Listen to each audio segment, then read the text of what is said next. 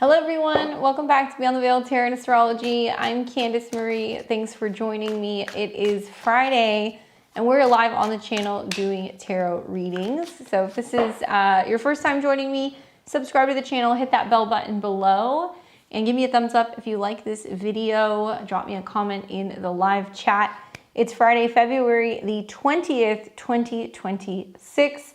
We're doing live tarot on the channel tonight. So if you guys want to get a reading, please do. You guys can scan the QR code somewhere up here and you can sign up and get in the queue for a reading. We're doing 1 card spreads for $20, 3 card spreads for $40 donation. Please, in the memo box, let me know your one question and we'll be pulling cards live and letting you guys see what the tarot has to say.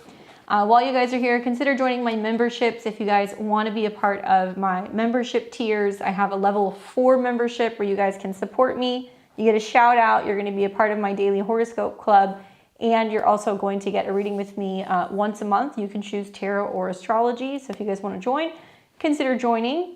Hi to everybody. Thanks for waiting for me. We were trying to upload a video and it took a little bit longer to kind of get that taken care of. But Matt's here. What's up, Kayla? David's in the chat. And we've got a number of people who are in the queue. So if this is your first time getting a reading, once you guys scan the QR code and you get in for the queue, you're going to hear me call out names. That's just me letting you guys know that your reading is on deck. And you guys can always come back to this and watch it at a later date. We leave it on the channel. And you can also leave me comments and let me know how your guys' reading manifests for you. This is who I've got so far. So Mr. Powers came in through the super chat. We've got Amika, Laura, Brianna, Corey P, Kayla, Alyssa, Corey D. So if you guys hear your name, that means I've got you, and we'll let you know when we're going to do last call. When you hear that, that means that we're wrapping up the readings for the evening. And thank you guys for your patience because we're doing the readings in the order that we receive them. So hopefully, if we have any connection issues, just let me know in the chat, but obviously no whammies. Hopefully we're good. Okay, so with that being said, let's get going with who we've got first. We're going to take Matt Powers, Mr. Powers, and we're going to be answering his questions through the super chat. And then we've got Amiko and Laura. You guys are next. So Matt says, I'm still going through this phase of WTF with the job and where am I in my life? I need guidance from spirit. What messages do my guides have for me? Thank you for all that you do. Well, let's take a look. Let's see what the cards have to say for Mr. Powers during his WTF moment. I think a lot of people who are Aries risings are feeling that right now with like the incoming retrograde, a lot of reflection. So what do the cards have to say for Matt right now? What guidance can we give him? All right, so it was in this order. Pretty good cards, actually. You have the 6 of Wands, the Chariot card, and the 4 of Wands. Well, first of all, a lot of Wands energy talks about momentum, motivation, movement, and these are super positive cards. So I keep looking at the center card, the Chariot being like a major arcana, and it's talking about where you're at right now and what you do to channel some of the emotions that are kind of coming up. So this can be a card that deals with obviously like Cancer energy. It can also be a card that's dealing more with home and family matters, sometimes like mother figures, but it's about getting your ducks in a row. So remember the last time I spoke to you, you were like, should I just give up and move back home, you know, and like live at home? Like, what am I doing? And I feel like there is definitely a lot of talk about potential changes that can be happening, you know, physically, but I don't really see that being something that's happening right now. It's more about the emotions are kind of trying to get you to realize something and figure out what priorities you kind of need to get reorganized so that way you're just feeling better about what you're doing. So that could be work, that could be relationships, that could be things outside of what's going on with your private life and feeling like you're connecting more and you have like a purpose or a drive towards something. It could be a goal even. So with the first card coming up being the 6 of Wands, this basically means that you are supposed to be really getting excited about something at the end of the line, right? So usually when the 6 of Wands comes up, we're feeling that we are well received. We're feeling that we're seeing success. This is a card of victory. So it's really actually trying to propel you forward. It's saying, okay, you're having these feelings, right? The Chariot card, but like, what are you going to do about it? And so obviously knowing your chart, being a Aries rising, I think that a lot of Aries risings right now with like the Saturn Neptune conjunction is like, where am I going with my life, right? Saturn deals with your career. Neptune's going to be dealing with what you're been feeling, but you're not actually acting on. So this card coming up can like symbolize, do something with those emotions. Use that as something to propel you forward. And it doesn't necessarily mean come up with a new job or kind of career path or plan. It means start planning things and putting things in alignment so you have something to look forward to. It's also really saying like you're going to be successful in some of the changes that are coming. You just don't see it yet. I would also like to remind you that for the better part of like the next like 6 weeks or so, there's gonna be a lot of 12th house energies that are going through, your chart. You're gonna see like Mars going into the 12th house. That's gonna be about doing like a lot of meditation and reflection and resting. There's a retrograde there, so you can also be kind of feeling like you're questioning, where you're going with your life and also with work. These energies don't start to clear out until we're getting into like mid-April, okay? By then, all the planets are going through Aries. This is a fire element, this is a fire element. So I think it's really saying, especially for the next lunation or the next lunar cycle, so in about a week, we're going to have a lunar eclipse in Virgo. So there's a lot of readjusting your routine or reflecting on maybe some issues, or you're having some things that you need to work through when it comes to your emotions and work, and making some changes with your schedule. And so I think that this is saying, okay, focus on where you do want to go or how you do want to feel. And it's about getting things into alignment intuitively and emotionally so you can have more joy. Now, the Chariot card, I think, is really talking to the lunations. So watch what happens on the 3rd of March when you have that lunar eclipse in Virgo. Very similar to where you're at spring of last year. Similar eclipse, similar retrograde that's connected to that as well. And after you get out of that period, where there's been a lot of like reflection and trying to figure out like where you need to kind of get stuff in order, then there's going to be a lot more joy. The 4 of Wands talks about celebrations, being with other people, having community, feeling connected. And I think just for a lot of Aries risings, seeing some of the sextiles that are going to be happening in, the next couple of months between Saturn in your sign of the 1st house and Pluto in your 11th house, it's going to be about connecting with community and networks. So this is about feeling like you're not only being well received, but you're listening to your emotions and they're telling you where you need to either have new goals, there's new community. Maybe it's also about motivation. So it can mean that, as you're paying attention to what your intuition or your emotions are telling you, you're using that to navigate. Okay, this isn't working. How can I readjust? How can I gauge what it is I do need to do, or what do I need to let go of to move forward? And then you'll find within about, 6 to 8 weeks, there's going to be a pretty significant shift.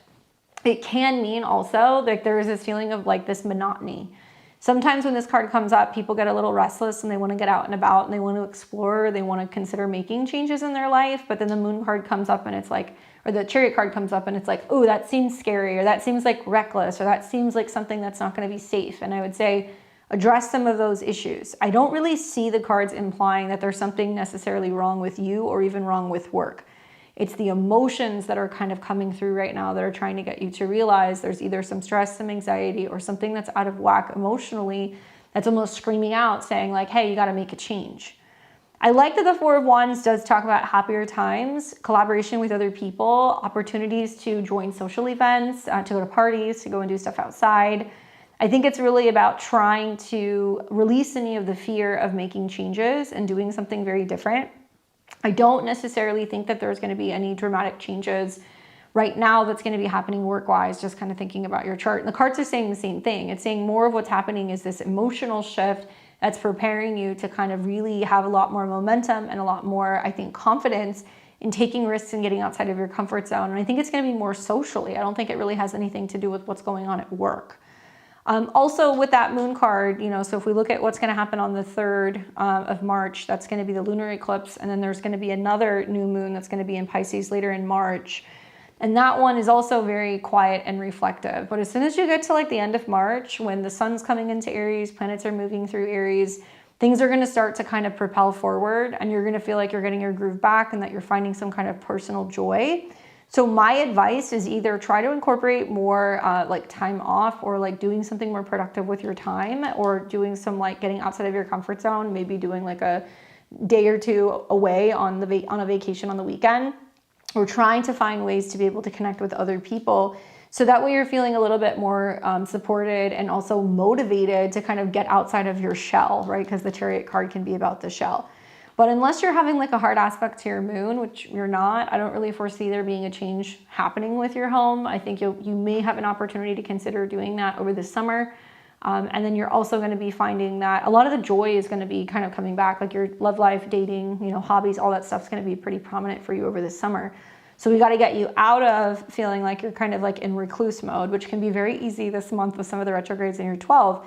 We got to get you into the sun and like around other people. So try to find things that are going to be less work oriented, because I feel like a lot of like the South Node connection to the retrograde is feeling like you're all consumed with work. And if you're doing things outside of that, that's actually bringing you creativity and connection and joy, you're actually going to be feeling more inspired to be like, it's okay for me to put my mind on other things other than what's going on in my professional life. And I also think a lot of the Saturn Neptune, because Saturn rules your 10th house of career, is a lot of like, what's next for me? And you have to be like hopelessly and gloriously confident. And that really comes through with the Chariot card. You know, you see a guy who's kind of reining in these two horses and he's going like full steam ahead with obviously his carriage. But the Chariot card is more about that confidence and that sense of direction that's coming from your intuition, that internal knowing. When you look at the traditional Chariot card, you see that it's like the Chariot's draped with like this tapestry that has stars all over it. And symbolically in the Rider-Waite, it means that you're following certain cycles, or you're following certain things that are going on with the stars and knowing when to take action. P.S. Your taking action time is actually going to be more kind of closer to mid-April. So you'll see as soon as Mars goes into Aries, it's going to be like, boom, okay, now I'm going to make the change. But emotionally, you're preparing to make some of those changes now, and you're confronting the things that are coming up that are actually holding you back. Community, time outside, some fun, and also getting out of your usual kind of haunts, I think is going to be key to being able to make some of these changes. Hopefully that's helpful for you. Really positive cards, actually, for having such a WTF moment. What's up, Rosie? Thank you. I'll add you to my list. Give me 1 second here. All right, so I'm going to put you after Corey D. All right, so we've got Emiko, and then we've got Laura. What's going on, guys? Thank you. I'll add you to the list too. I'll update that in just a second. So let's see what Emiko has to say.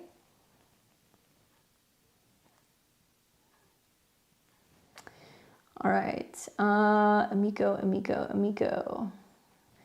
Moved to a new place, but upstairs unit's kitchen is above my room and no insulation. I can hear everything, and after loud roommates at the last place, I'm tired and just want peace. The people upstairs are moving, so the space is available to switch, but too expensive. What should I do? And Emiko says, I didn't read the fine print and stuck in a 6-month lease. The upstairs unit is available in a month, but out of my budget. I'm so tired of the noise. Sun in Aries, Pisces rising. What's up, Rachel? Cool, I'll add you to the list. That sounds very on par with some of the stuff that's going on with like the Pisces like risings people, because they're seeing that Uranus is going into their 4th house soon. So it can be about like I'm moving and then I'm moving again. And also some of the retrogrades like involve, you know, like, oh, do I want to be here or do I want to be there? What's up, Robbie? So let's take a look. What cards can we pull for Emiko? What can we tell her about this dilemma in regards to being in a space where she can hear everything and she's wondering what she should do? I've been looking for a place over a year too. Well, here's the deal. The card that you got was the 8 of Swords, and the confirmation card that I got was the Knight of Cups on the bottom. So that means that there is this feeling of you being like, I'm stuck. Like I'm stuck in this situation. And it sounds like a very pre-Mercury retrograde moment where the Mercury retrograde's in Pisces. So if we don't read the fine print, we're not aware of what it's like where we're moving or who's around or whatever, that we're just like, oh man, I didn't see this coming, right?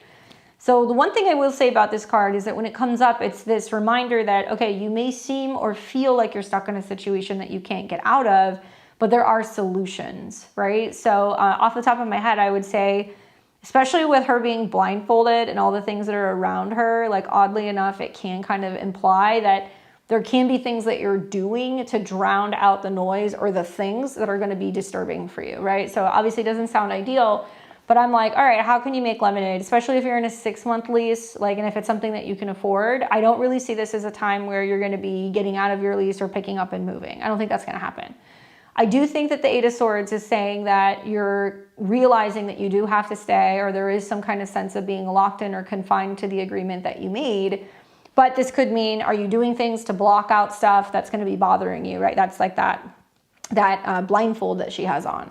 Are you considering, you know, talking to your landlord and basically being like, look, you know, I'm noticing there's a lot of noise, like whoever ends up moving in there, you know, can you just tactfully kind of remind them that there's someone below them so that way they're not disturbing me? And that's also out of sight, out of mind. You're not having to do it. That's the blindfold. Do you decide that you want to get a noise machine or like a white noise machine or something at night, so at least when you're sleeping, you know, you're not bothered? Or you decide to, you know, keep some ambient music on? Do you decide to sleep with a blindfold, or do you do something like earplugs or something that's going to kind of keep you out of feeling like you're being disturbed? I think the beauty of this card is it's saying that the limitation is only how limiting as you see it. So there may be solutions and things that are around it. But the next card is actually the Nine of Swords. So it will talk about most likely you not staying there past the 6-month period. So can you deal with it for the time being? May not be ideal, but there are going to be things that you can do around it. This is not a card that is saying that you should move into the other place. It's saying that you should stay in place and really reevaluate and reassess. I can tell you that from what I remember, I think you're like around aren't you like around a Pisces rising?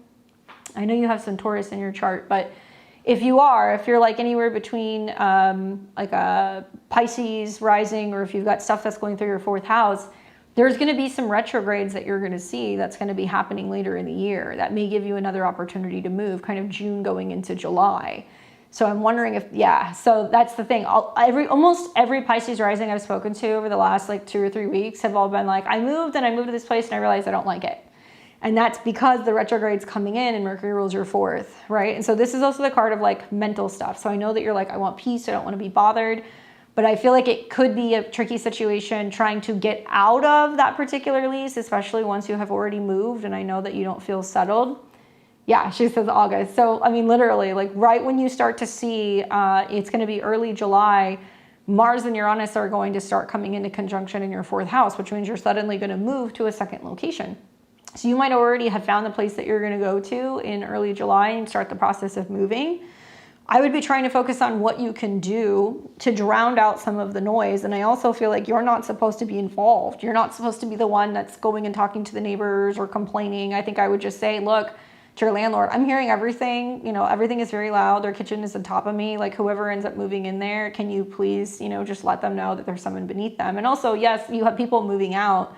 So it may be a little bit more noisy than usual because there's a lot of back and forth, but there may actually be a period where there isn't somebody immediately moved in there. Like I do think somebody will get in there, but I don't think it's going to be as immediate as you think. So they may actually be doing some stuff to the apartment or other things that may actually be more agitating or annoying than having people kind of in and out of there. So if you're noticing that there's a lot more noise, or they're doing stuff in the apartment, or they're updating things, or they're painting things, you know, that will subside and things are going to be calm.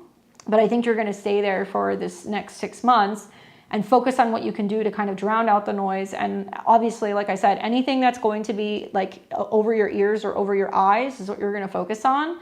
And I also feel like this might make you realize, even though I know you've been looking for a place, that you're going to be like, I don't need to spend a lot of time in there, right? Because when you have the swords that are all around you and you have the blindfold that's on you, you're like, I don't want to feel like I have to be trying to find peace when I'm in my home. And it's actually going to kind of push you to go out and do things and be outside a lot more, because you're not going to want to feel confined when you're going to be in your space.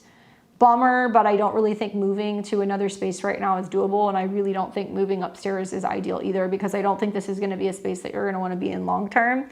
Start planning, preparing. So from about the end of April on, you'll be able to start to kind of make the segue into starting to look for other places that you could go. Yeah, like literally, I think with like the 3 of Swords, I mean, it does talk about disturbances. And like I said, the next swords is the 9 of Swords, which is talking about issues with sleep.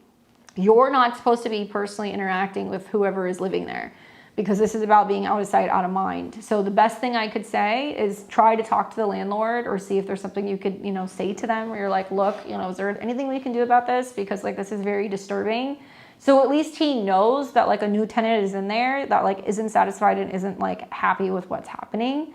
The other option is that, when the Three of Swords comes up, it's basically talking about having a conversation with them and being like, look, this was not what was expected. I feel like this is making it incredibly hard for me to do my work, and see if they would work with you to change something. But I don't see an immediate change that's going to be happening with where you're living right now. I think at the very least, you would be there for like at least 8 weeks. That's the timing that kind of comes up with this card. So you're not really going to be able to move out of there until then. And I don't feel good telling you to go into the bigger apartment or the other space, because it's saying even that is going to be very limiting for you, and it's going to put a lot of stress on you mentally because of the expenses. Unless you're like, okay, it's a bigger place, I would consider renting part of it out to another person. You could do that, but I don't think it's a good idea for you to take on that lease on your own unless you feel like you have somebody else who's going to help pay the bills. Do not deal with the tenants directly, because I think whatever is going on is because people are moving out, and there's like a lot of things that are kind of changing with being in and out of that space. Breaking a lease, is that an option? I think with the Three of Swords, it's saying that you're going to be bound to something. So like likely they're going to try to make it difficult for you, and they're going to go through the wording of the lease and what you guys agreed to. And they're going to basically be like, well, this is what you agreed to. You can break the lease, but this is what it's going to cost you. And it's going to put you in a situation where you're going to go, I can't afford to break the lease, so I'm just going to stay. And so unfortunately, those swords that are kind of surrounding you means that you're going to have to get really kind of crafty with whatever you say to them if you're going to try to convince them to let you break the lease. But most likely they're going to go back to what was stipulated in the lease, the wording, and they're going to basically say, cool, you want to break the lease, you can, but this is what we agreed to. So they're going to try to make you stay. I have a feeling because of that Three of Swords and like the 2 towers that are in like the distance, it talks about how it's like, that's like a gateway where there's like a lot of people coming and going from that place. Like, I don't think a lot of people stay there very long. So I don't know if it's like intentionally short-term rentals or what, but there's a lot of turnover there. And I feel like a lot of people don't stay there because there is a constant kind of in and out, and people who are kind of always in and out of like the property and the building. And it's meant to be a temporary space for you as well, because the Eight of Swords means it's not somewhere you stay. It pushes you to actually go into another location. You might want to go and look at what's going on with your natal Mercury.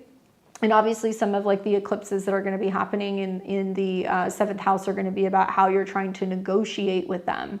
So you can see whether or not there's a negotiation, but I still feel like to some extent you're going to be staying within that particular building. And I don't know if you're going to be able to get crafty enough to talk to them about being able to go to the other unit unless you feel confident that there's going to be somebody else who's going to help you pay for it, right?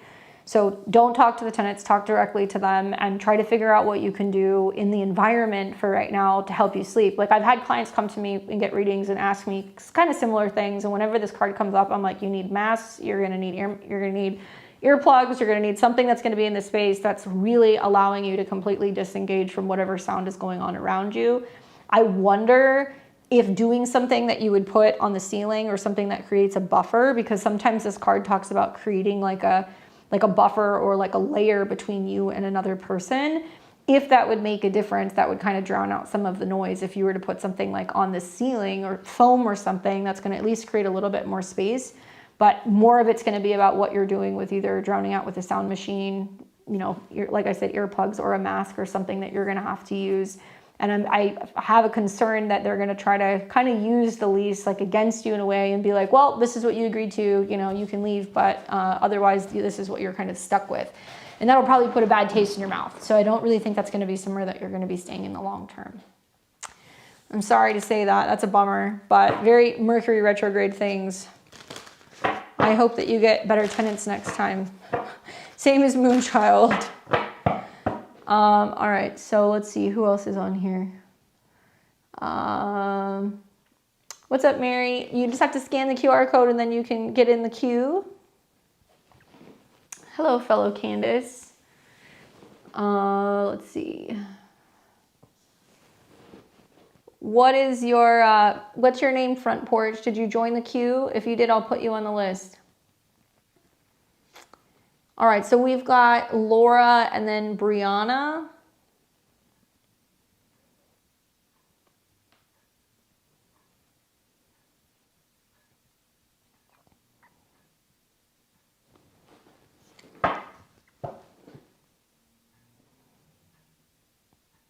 All right, Candace, all you have to do is just send a donation to get a reading. We're doing 1 card for 20, 3 cards for 40.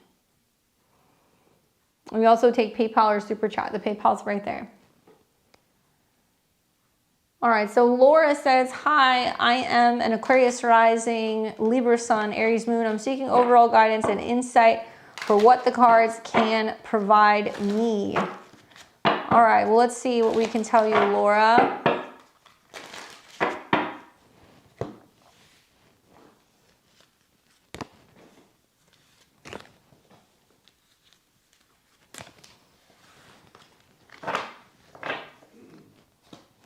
In this order, you get the 6 of Pentacles, the Page of Wands, and the Justice card.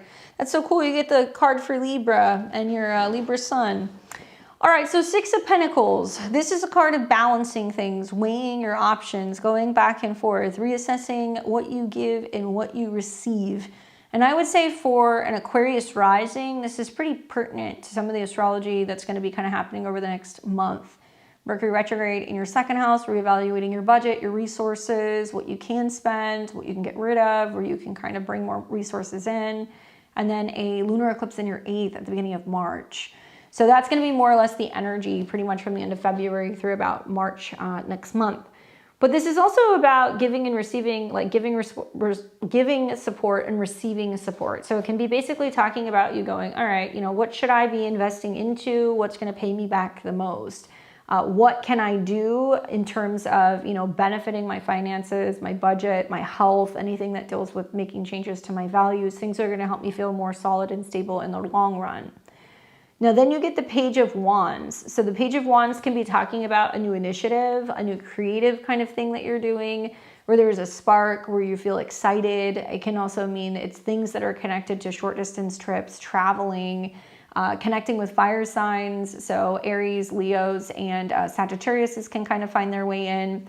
It could also mean like the beginning steps that you take towards something. And so I kind of think about for Aquarius risings, like the Saturn-Neptune transit going into the 3rd house is really transforming the way that they learn, the way that they connect, communicate. A lot of them are taking courses. A lot of them are planning trips or thinking about, you know, doing some short distance traveling, maybe even considering getting involved in media or anything that deals with writing. So I'm wondering, like, are you going, should I be investing more time in this? You know, should I be investing a little bit of money into doing something like this? Is this something that I should be learning more about? And I would say follow your bliss. That, you know, Page of Swords is about what feels like exciting and inspiring and new things that you can be kind of getting involved with. I also think that when the pages come up, it can talk about some spark that comes out of nowhere. So watch for that over the better part of like the next couple of weeks.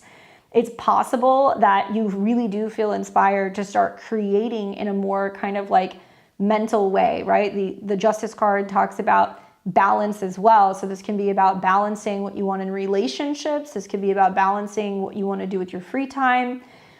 This card does talk a lot about cause and effect. So when a major arcana comes up at like the final, you know, 3rd kind of card position, it does mean that there is about to be a pretty significant kind of karmic change in terms of the give and the take with others. And so that also kind of comes up a lot during the retrograde. I think having like Mercury being your 8th house lord and it going retrograde in your 2nd, on the surface, a lot of astrologers will say, well, there's going to be some changes with money and things might slow down. But actually it can be about you going, how can I bring in more? And so maybe you're exploring things that you can be doing to make extra income. Maybe you're exploring new talents and things that you can be kind of leaning into that could make you feel more confident, more successful. And obviously the Justice card is about being kind of direct, and it's about kind of sharing with other people what you have, what you offer, and then what you get in return, right? The 6 of Pentacles. It can mean that you're feeling inspired to be looking for creative collaborations, maybe friends and other people who can kind of fulfill you, especially if you're trying to kind of find new relationships, whether it's romantic or platonic. And I think it's really leaning into the energy of Libra. So obviously as an Aquarius rising, you know, Libra is your 9th house. That's where your sun is. So usually people who have those placements, they want to travel, they want to learn, they want to write, they want to publish, they want to share. And what you're going to see is like Saturn going through your 3rd house over the next couple of years. It's going to oppose your sun. So it can materialize as long distance relationships, getting into publishing, getting into writing, focusing more on traveling. And so I think right now you're at like the precipice of kind of weighing your options and going like, what's going to be the best investment for me? What is the next step? Like, what is actually going to bring me more harmonious balance and also probably better relationships and or community? That could be something else that you're kind of thinking about. Watch for these little bits of, opportunities to take some surprise kind of getaways or do something, or potentially to be taking a new course or something that interests you, because really with pages, they need a lot of curiosity, and they don't start something until they're feeling like really driven to really, to start something. It's like kind of like lighting a match, right? Like when the Page of Wands comes up, it's like, ooh, I want to do that. And you'll jump on it, and you'll notice that over the next couple of weeks that that's going to be something that you want to do suddenly. And it may be something that's going to actually make you feel more confident. Like the Justice card is about feeling like really confident in your message or what you're sharing with people or what you're learning. And it's also going to teach you a lot about yourself. So hopefully that's helpful for you. Really fun transits. I feel like Aquarius risings are definitely going to have a lot of fun this summer, especially when you start to see Uranus going into your 5th house. That's going to be a lot of fun. All right, we've got Brianna, Corey P, and then Kayla.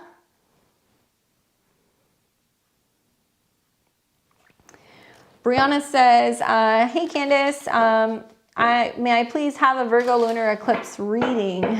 Okay, this is tarot. If you want, do you want an astrology reading or do you want a tarot reading?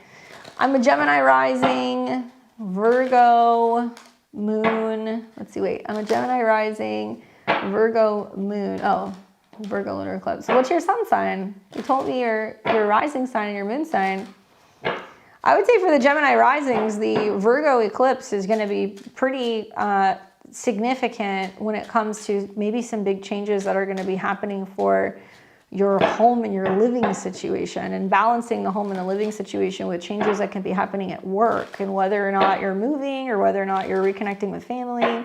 And being a Virgo moon, that South Node is conjunct your moon. So that's some big emotional changes that are going to be kind of going on for you as well. So those are the themes, but let's see what card you get for the tarot. What can we tell Brianna about this lunar eclipse in Virgo? What does she need to know? Scorpio sun. Okay. Gemini rising, Scorpio suns. A lot of them I'm seeing are having job changes. All right, so we've got the Page of Swords. Well, I mean, I think the key here is just how you're communicating. And it's a little tricky when you have the Page of Swords because obviously it's the most kind of youthful, younger kind of energy. So it's really saying that when it comes to this eclipse, mind your words, be mindful of how you communicate. There can be some impulsive kind of rash tendencies to want to, make a decision, say something, come out with something like out of the blue.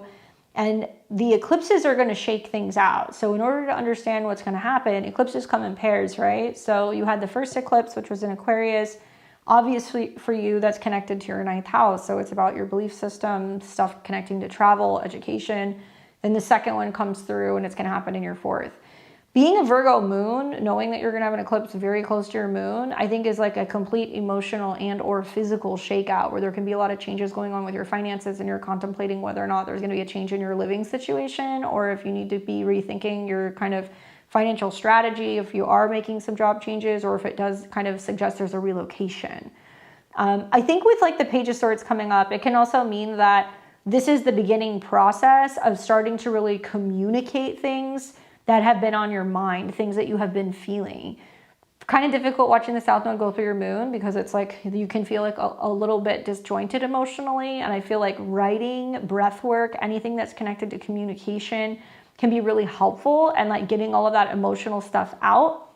I also think that I would look for some support that could potentially come from another air sign. So you could see help from a Gemini, you could see a Libra, you could see that there is an Aquarius that's coming in. And also I think that this is probably going to be revolving around important conversations, communications, or contracts. The moon does connect to money. So it might mean that you have to have conversations about budgeting, or you have to kind of have discussions about, am I going to be renewing this lease, or am I going to be relocating for work?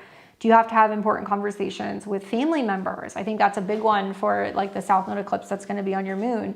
It's a big, big, big change in regards to what you want to hold on to And so like kind of clearing old emotional energy out and like cutting cords, or maybe even just rearranging your home or your apartment, cleaning everything out, getting all the closets and everything organized. Your kitchen is your 4th house organized. So that way you feel like there's less clutter, because the South Node wants you to like hold on to less things. And if you're willing to let go of the past, if you're willing to kind of clear things out, it's going to be really good for you mentally, and also I think for your mindset. But pretty wild. I just did the horoscopes for March, so you should go and listen to that for Gemini risings. Those are one of the risings that I think are going to have the most topsy-turvy stuff going on next to Virgo placements, and you have both. So watch that balance and be mindful of how you're communicating with people. Don't make any knee-jerk reactions about work or home is my best advice. Hopefully that's helpful for you. All right, I've got Corey P, and then I've got Kayla and Alyssa. What's up, Corey? Corey says, hi, Candace. Health focus 1 card, please. Pisces rising, Taurus sun, Gemini moon. If that helps inform, I want to get fit, and I'd love to get insight on what comes up and what would help me on my journey. I think perimenopause is starting to creep up. I'm almost 42. You're welcome. All right, let's take a look. Let's see what's going on here. What does Corey P need to know about this goal for some major health changes? I think as a Pisces rising, that's great, because the Mercury retrograde is about that, and it's about what am I changing and who am I getting advice from, Mercury, and what's changing with my home life or my emotional life. She says, I've been making solid changes to my diet and consulting a trainer, but I'm struggling and I feel like I'm missing something. All right, well, let's take a look. Let's see.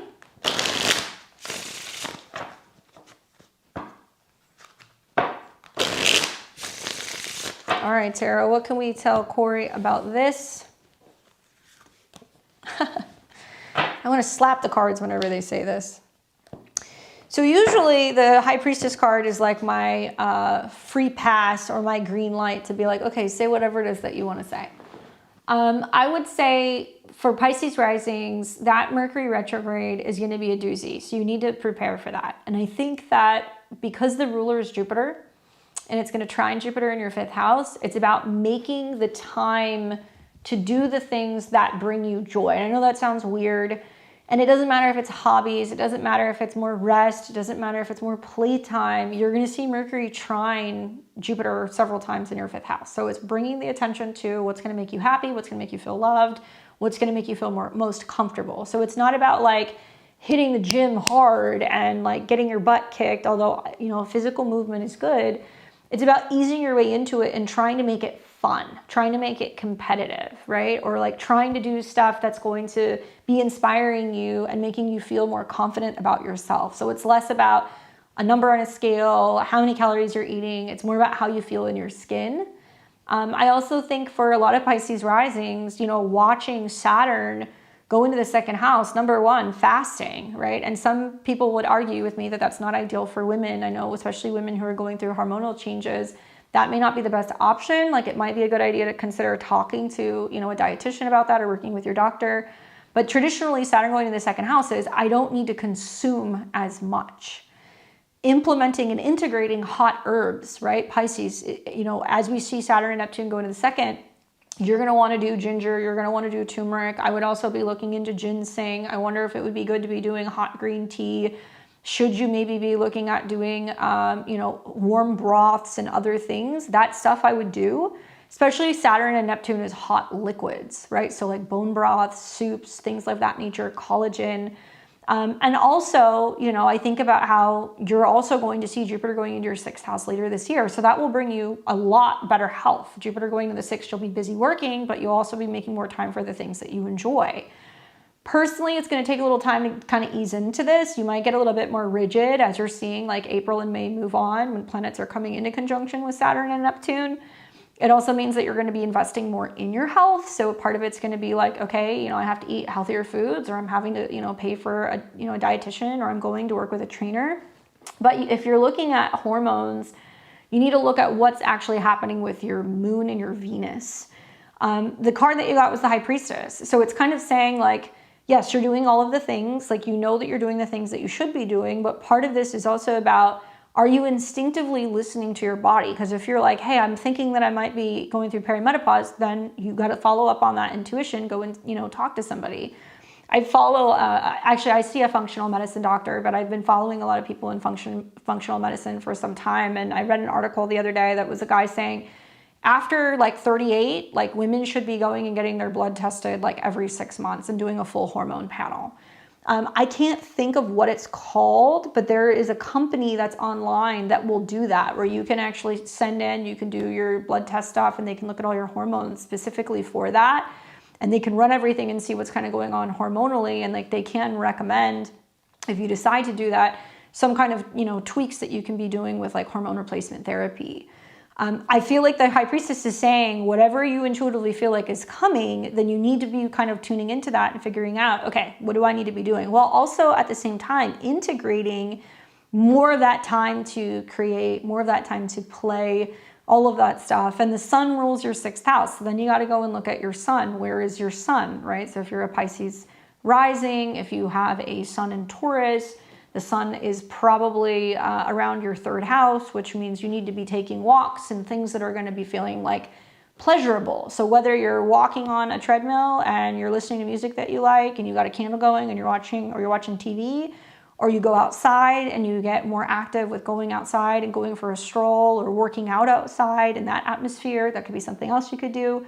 But you have to navigate some of this stuff intuitively and follow up on that, because it's not all just diet and fitness. Part of it is also about just actually feeling joyful, feeling like you have time to just enjoy your free time, because hormones can be impacted by stress. They can also be impacted by sleep.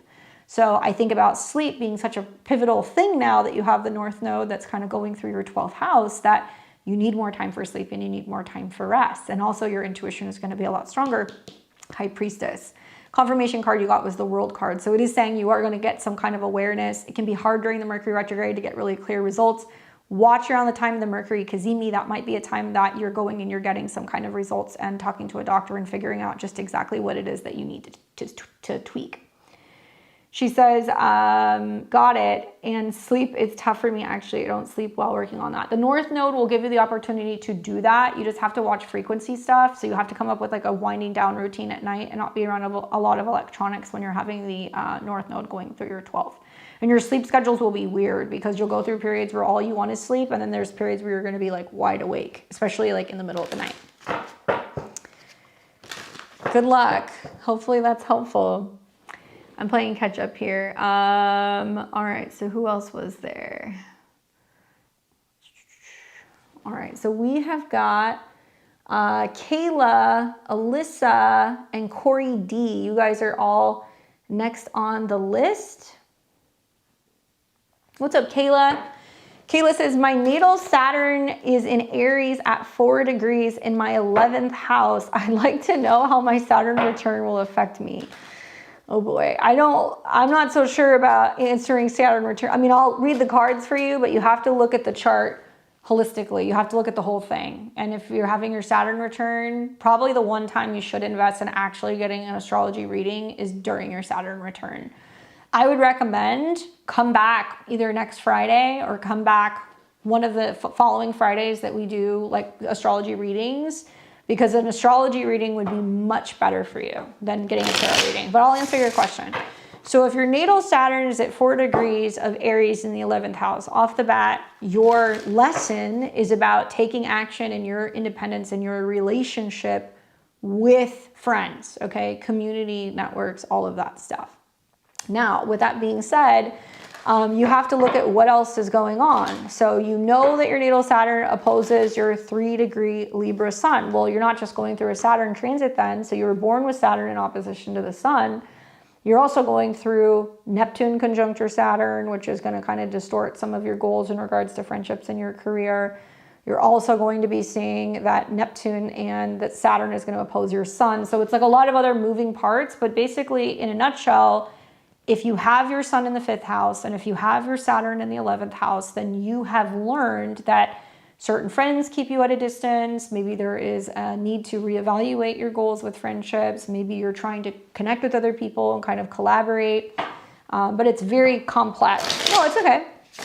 No worries. I'm just telling you that you're going to get a lot more from an astrology reading, and like a Saturn return is a very big deal, especially if you're having Neptune conjunct your Saturn too. watch out for like friends that steer you in the wrong direction. That would be the one thing that I would think about. And also, depending on your ascendant sign, so if you have Aries in your 11th, or if you're a Gemini rising, then you're going to be seeing that at least Saturn is sextiling your ascendant, right? So you've got things sextiling your ascendant, so it's about communication. So let's take a look. So Libra sun, Pisces moon, Gemini ascendant. Oh, I just saw the rest of your message. Let's see what the cards say. So you have got the Four of Cups, you have got the Knight of Pentacles, and you have got the Page of Wands. You know, the houses, like if you look at them depending on where they are, like you can listen to like Libra horoscopes, right? Because you're a Libra sun. For all Libra risings, moons, and suns, Saturn's opposing your, your placement, which means that now you're being karmically tested in relationships because it's 7 houses away. I think if you have your sun in the 5th house in Libra, you love love, right? You love love. Like you want romance, you want to have like that partnership, and you're also probably pretty solid with self-love if you've got a Gemini rising. And it can really indicate that there's a lot of, I love doing my own thing, but there can be this pivot where you're like, wait, is doing my own thing actually keeping me from other relationships? Like, is it keeping me from being able to see my friends more? Is it keeping me from being able to follow my goals? Because the sun in Libra is debilitated. It can get so wrapped up in the idea of partnership that it almost loses its identity.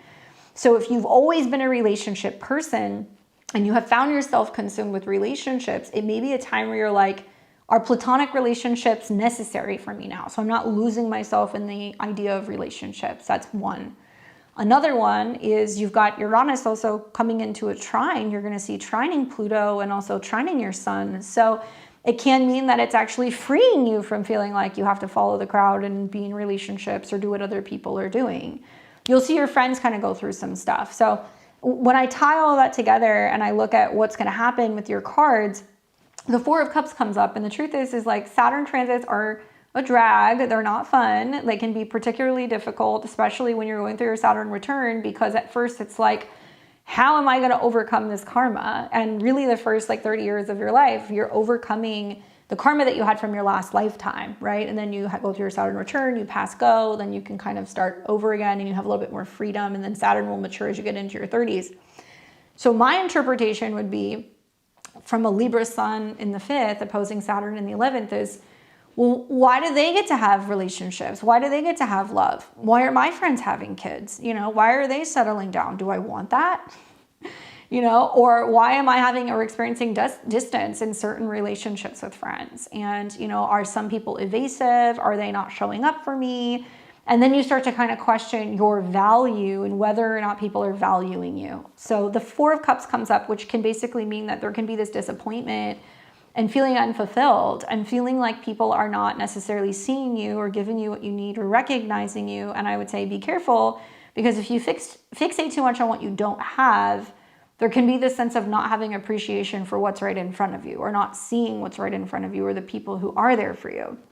And then you have the Knight of Pentacles. So it can mean that there is this action that you're taking where the distance will actually kind of show you where you need to try harder. And I think that's the case for a lot of Libras. I'm seeing it for Libra suns. I'm seeing it for Libra moons. I'm a Libra rising. I feel like literally the Saturn transit in Aries, because it's polar energy, will drag you, even if it's kicking and screaming, to like have to work out relational things. And it's not fun. So the Knight of Pentacles is going to get you into a situation where certain relationships or friendships are going to show you what is worth working for, what is worth investing in, where there is a lot of value and there is a lot of stability in people who are actually meant to be in your life. And like Saturn will remove certain friends that aren't meant to be there. I also think with the Page of Wands coming up, it's supposed to be inspiring. So it's saying that it's supposed to be inspiring you to kind of get outside of yourself and into situations where you're a little bit more active, dynamic, bold, you're meeting new people, you're networking, you're socializing. And nobody tells you this, but it's almost like the older that you get, the harder it is to make friends, right? So it's like Saturn going through your 11th house. I mean, I remember that transit and it was in a fire house and I was like, I just switched schools. I, had to make a bunch of new friends and it was kind of hard for me because I had kind of lived in the same place my whole life. And then, I made all of these amazing friends and it was great. And then when the Saturn transit was ending, I was kind of graduating. And some of the friends I kind of like fell out of touch with, and I was like, I don't care to be friends with these people anymore, you know? And so you may have some of those experiences, even if you're not necessarily going to school, right? You're in your late 20s. But this can mean that you're pushing yourself to get out there and connect with new people. And I think a lot of Gemini risings would really benefit by going in like being places where people are active, or like other singles are, or other people who are networking, or maybe they're self-employed, things like that that are going to be fun, dynamic, creative, you know, independent people who are going to keep you kind of like moving and shaking. So don't feel like you have to get stuck with just accepting the bare minimum in certain friendships or relationships. Be proactive, put yourself out there. You want to be the friend that you want to have in your life. And if you're doing that, investing in those relationships, it's going to take you places, you're going to have more fun. And I also feel like you're going to have a sense of like really great personal fulfillment with some of the new connections that you make. Okay? Hopefully that's helpful. So your homework is, you're not just having your Saturn return. Transit Saturn, you know, is opposing your sun. You know, transit Neptune is conjunct your Saturn. Those are two very big transits at the same time. And just don't try to get too wrapped up in what other people are doing. This is about finding people who are kind of like your tribe and on your level. So you don't want to be like trying to keep up with the Joneses. All right, so that was Kayla. So I have Alyssa, Corey D, and then Rosie after that. All right, Alyssa says, hi, my name's Alyssa. I'm wondering what the cards have to say about my love life. I'm currently in a relationship and I'm not really happy, okay? I have an ex that's been coming back around that does make me happy. One's a Leo and the other is a Scorpio, and I'm a Cancer.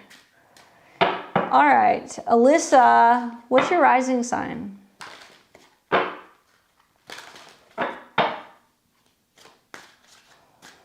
So Alyssa's not happy in a relationship, but she is considering going back to an ex that makes her happy.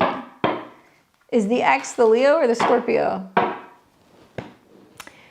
Cancer rising with a Scorpio moon. My Jupiter is in Capricorn, Venus is in the first house of Cancer. A lot of water. You're welcome. All right, well, let's take a look. Your ex is the Leo with a Libra rising. Well, if he's a Leo, just having the Aquarius solar eclipse means there's about to be some big changes in relationship land. And if he's a Libra rising and Saturn and Neptune are going into his 7th house, that means that a partner is potentially considering being unfaithful. That's what it means. All right, so let's take a look. So what do we tell Alyssa about this situation? She's not happy. She's got this ex, that's a Scorpio. She's got the Leo that she's with. What advice can you give her about this?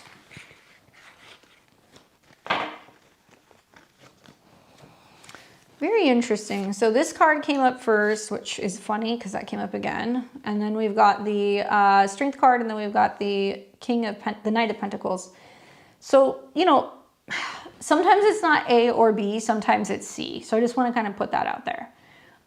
You said that your rising sign is Cancer. So you need to see something going on with Saturn, right? Because Saturn rules your 7th house. And so Saturn going into Aries in a sign where it's kind of debilitated, hitting Neptune is like, I'm not totally satisfied with either my career, my relationship status, or I don't want to be alone, right? Aries.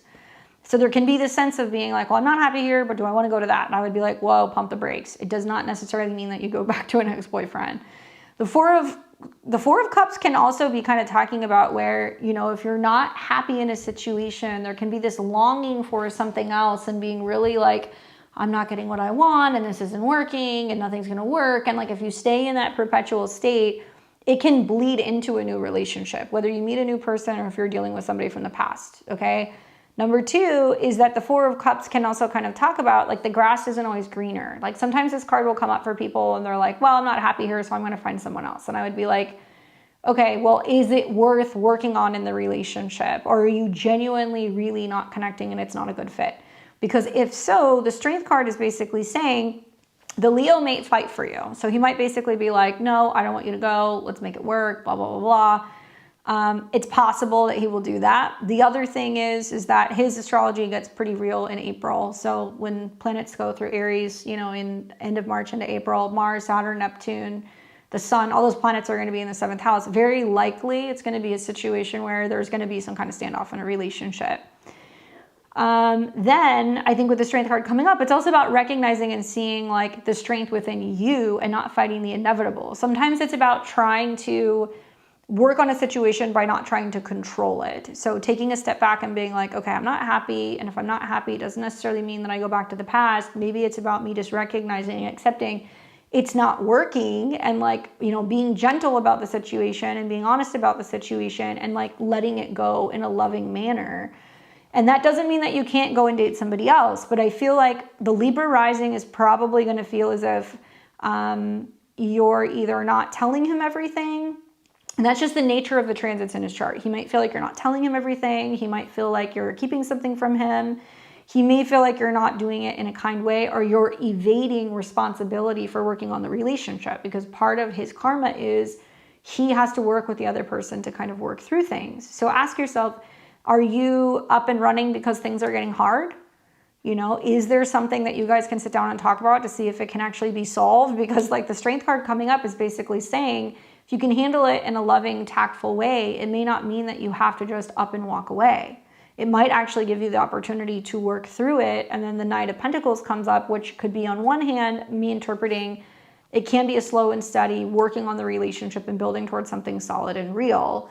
Or it can indicate that if you do realize you're not really happy, and if you do decide that you're going to kind of walk away and let it go, or that you're trying to detach from any particular outcome, because usually when clients come to me with these questions, I'm married, you know, and I'm not happy, but there's this other guy, you know, I'll tell you what the cards say, but I'll also be really honest with you and tell you guys, like, it may not be about jumping from the pot to the frying pan. You know, sometimes you think you want to go back to the past, but the universe is going to have other plans. This can be another person coming into your life, but if you do close up this chapter and you do it in a way that's kind and you're just kind of setting him free, there may be an earth sign that comes into your life. So it could be a Taurus, could be a Virgo, could be a Capricorn. You know, it can be somebody who's coming in that's going to be more reliable and kind of stable, and I think who's going to stay put. She says, I'm not salty about it at all. I'm taking some space for myself. Well, there you go. I mean, I think that, you know, if this were me, especially knowing what's going on with your transits over like the next month, like the Mercury retrograde is going to trine Jupiter. So it's going to give you the opportunity to talk to your partner, although Jupiter is retrograde. That's why there's an ex that came back, and start thinking about whether or not you guys can work out some of these issues, or if you're coming around and having better communication in the process. Relationships usually end when you see stuff in like the 6th house. So that might be closer to like May going into June. But I do get the impression that he would be willing to work through things. But if you're giving him some space right now, it totally makes sense. I just don't necessarily see any reconciliation cards with people from the past. If there was like a Knight of Cups or a King of Cups or a 6 of Cups or a 2 Cups, I'd be like, oh yeah, like there's definitely supposed to be a reconnection with your ex-boyfriend. It doesn't really show that. It shows more that you're realizing you're not happy, you're doing the right thing, and you're kind of prioritizing your happiness and trying to kind of handle it in a respectful, mature manner, and maybe holding space that there is somebody who's going to come in that's going to be a better match that may not necessarily be either one of them. So hopefully that's kind of helpful for you. Certainly makes sense if he's having, you know, eclipses that are kind of going on as a Leo, and you're seeing some of the transits that are kind of going through your chart as well. That's about kind of reevaluating a relationship. You'll still have another Mercury retrograde in June, but by then when you have that retrograde in your relationship house, it's going to square Saturn. So it may mean that you will have moved, or, you know, moving is somehow kind of involved in what's going on with relationships, or somebody moving away or moving to you. So watch for that. All right, so we've got Alyssa. Oh, that was Alyssa, sorry. We have Corey D. And then we have Anna. And we have Rosie. So sorry, we have Corey, Rosie. And then we've got, I think it's Anna. You're welcome. What's up, Corey? Yes, Gemini rising, Sag moon. I saw your message and I was like, damn, it's the eclipse and the retrograde that's coming in. If I had $1 for all the Gemini risings who told me they're going through what you're going through, I would probably have about $20 this week. All right, so let's take a look. So Corey D says, my job ended on the 17th for no reason. Brought in big accounts. Honestly, didn't do anything wrong. What's going on behind the scenes with the owner, and will he realize he made a mistake and rehire me, or other insights in the situation? Well, yes, it does show up in your natal reading. It does. I mean, depends on your 10th house lord, sure. But as a Gemini, you know, Mercury is about to go retrograde in your 10th house. And that retrograde is strongly tied to the lunar eclipse that's coming up in early March. So we're already feeling the effects of the eclipses. The Aquarius eclipse was more about some potential dramatic shift that was going to be happening in terms of your philosophy or your belief or travel. And then Mercury, your chart ruler, goes retrograde in your 10th house, where there can be a reevaluation or a reassessment of your job, or a job change, or somebody calls you and brings you back. But it might pull you out of one situation, give you the opportunity to go into a new one. The Mercury retrograde is annoying, but it is going to trine Jupiter in your money house. So if before the retrograde even started, you had a job that ended, it might actually help you get employed over the next 2 months and make more money, because it's going to trine Jupiter. The downside is that Jupiter is retrograde and Mercury will be retrograde. So you're like, damn, I brought in a lot of money. I did good. I felt like I was doing good work. Why did I get let go? And then it's like, you know, stake to the heart. And it really impacts your feelings of like whether or not you felt valued or like recognized for your contribution, right? So the March eclipse is going to be in your 4th house, and that's going to oppose the Mercury retrograde. So you're going to be like, I'm getting out of the house, I'm trying to get back into work, or I'm looking for a job, or would I relocate for work, that kind of stuff. The owner just stole my accounts. I feel like the owner just stole my accounts, but I'm not sure. All right, let me take a look.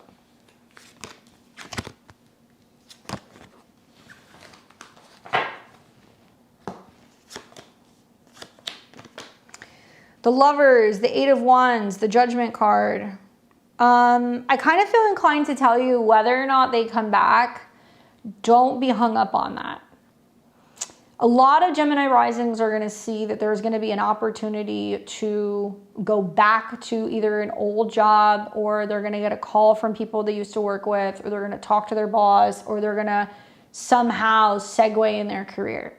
And it's annoying, but I think the trines to Jupiter means you're going to feel more confident, solid, secure, and you're going to be feeling more financially secure as you're getting into like March going into April, especially when Jupiter goes direct. It's good for money and being valued by people. Stuff going on behind the scenes, maybe. I mean, the Lovers card comes up. So to me, it looks like there was a decision that was made that was just kind of like, okay, you know, do we keep this person on and allow them to keep working with us, or do we decide that we want to kind of take it for ourselves? Like there's a sense of temptation with this card. It's not always like, oh, we're a perfect match or we're like a good team. It can mean that somebody decides to get greedy, or that somebody is trying to kind of take something from you, or they are opting to, you know, prioritize themselves, and they're not always like being a team player. And so it can be hard, but I feel like with the Mercury retrograde trine Pluto, trine Jupiter, what's being removed, what's being taken away is actually a blessing. Now, it doesn't feel like that when you're employed, I'm sure, but I think that that Lovers card coming up with the 8 of Wands is saying like it's opening up a separate path for you. So it is going to give you the opportunity, likely within about 8 weeks, I think, to start working again. And the astrology also checks out. 8 of Wands means full speed ahead, momentum, the opportunity to actually really do some decent work. This tells me that I think he's going back and forth, kind of being like, did I make the right decision? Should I have done that? Should I have not done that? And he realized that there was like a bridge that's burned. And then the 8 of Wands is like, you have to be out of sight, out of mind. It does not matter if they come back. I would not be fixated on that. I'd be trying to move forward, because this is about where you're going with the 8 of Wands in a new direction. And then you get the Judgment card, where it's saying like, there is a possibility that down the road, if you do interact with them in some way and you are given the opportunity to talk to them or explore potentially going back, you know, it's going to be your decision. Judgment means that situations from the past come back, and then you get the opportunity to kind of reassess it and decide whether or not you want to try again. I don't know if I feel so positive or optimistic about that, though, because this is also saying that just because it comes back doesn't mean that you need to kind of enter into it. And more or less, I think for a lot of Gemini risings, it's a test. You know, whatever changes at work, like, are you working with people who are not really valuing you? I'm involved with another industry, but this company was a big deal for me, understandably. And especially because when the Lovers card comes up, it's like, damn, I felt like we were a really good match.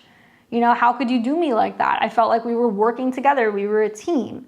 But the truth is that when this card comes up sometimes, it means that if somebody's not mirroring you, like if this were a relationship, I'd be like, you guys aren't mirroring each other. Somebody's giving it their all and the other person's taking them for granted or taking advantage of them. That would be my interpretation. And so even though it was a big company, you resonated with them, blah, blah, blah, I really feel like decisions on their part had to be made and they felt like they were kind of like their back was up against a wall. And they had to quickly make some changes because Eight of Wands is like, okay, we're going in a different direction. So I don't think that they were necessarily cutting you out because you got singled out. I think that there's actually going to be more people who are going to get let go, and you might hear more about this. I don't think it's just you. The Judgment card's got a whole bunch of people who are like coming back. So it can mean that they may have to have had some layoffs or they had to let some people go. And they may in the future be like, hey, you know what, we made a mistake. Let's try to bring them back. But I don't know if this is a good vibrational match for you. I feel like this is somebody who took your hard work and your ethic and everything that you were dedicating for granted. And you were being relieved of this because it's going to put you in a situation that's going to kind of fast track where you want to go. And it's definitely going to make more sense down the road. And watch for the days that, you know, Mercury is trining Jupiter. So you're going to see another 2 of them. And then there's going to be a new moon at the end of March, which could also be an opportunity for a new beginning when it comes to work. And Jupiter is going to be direct. So some of my Gemini risings are kind of going back and forth trying to scramble to figure out how to work, or they're coming out of something. And I'm telling all of them, watch what happens at the end of March, because money might actually come back online and you might have a little bit of clarity now that Saturn and Neptune is like leaving your 10th house. So may not have been the best match for you. Maybe you liked working for them, but I don't know if it was a good vibrational match for you. Sending you good vibes on your job hunt. All right, we're gonna call last call, guys. So if you wanna get in, get in. Let me know what happens, Corey, good luck. Okay, so I've got Rosie, who is next. Thank you guys for your patience. And if you guys can't stay, just come back, you can find it. And then after I talk to Rosie, I've got Matthew V, Sophia, and Adriana. Okay, so let's see what Rosie has to say. All right, Rosie.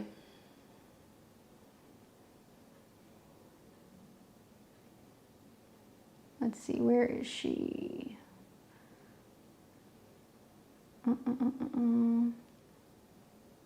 Oh, I see you, Candace. Sorry, I'm going to add you on there too.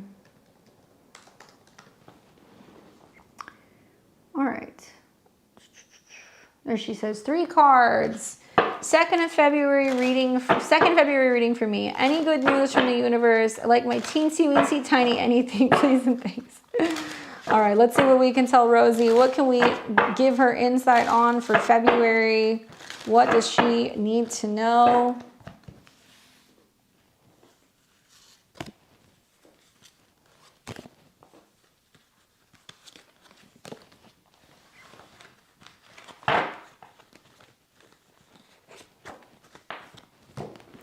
All right, in this order, so we have got the Star card, the Ace of Coins, and the 5 of Cups.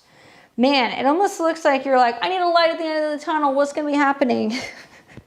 And this can be because of work stuff. This can be because of health stuff. This can be because of financial stuff. There's something going on there where you're like, am I going to be able to kind of like remedy this situation, right? Like, what's going to be happening here? So I think the Star card is basically saying a lot of this stuff got kind of kicked off since you had the solar eclipse. So it was in Aquarius. This is the Aquarius sign. It's also a card that talks about healing. It talks about connection, talks about community. And this is a card that is about wishes. But basically when this card comes up, it's saying, look, you're hopeful that there is going to be a pretty significant and prominent shift. I would wonder where the eclipse in Aquarius took place for you. It seems to be drawing on that energy. Also, I think when this card comes up, it's kind of talking about what's going to be unfolding during this entire cycle. So something that's interesting is the eclipse just happened. You might not see the effects of it yet. They're going to peak up in this next week when it gets reactivated. They're going to peak up also when we get into May, and they're definitely going to be peaking up when we get into like July and August, because then the North Node's going to be going into Aquarius.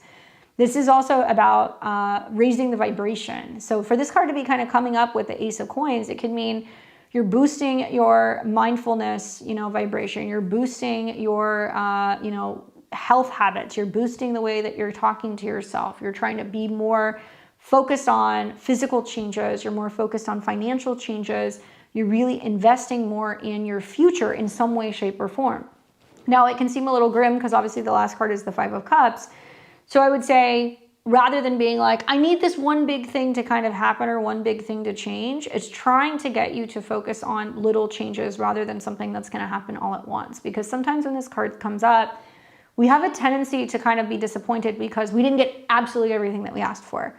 So it's saying it's going to take time for some of these intentions that you're setting to manifest and come to fruition, right? Ace of Coins means it could take a year for you to start to really see the full effects of the intentions that you're setting for your future, for your friends, for your community, for your finances, for your health.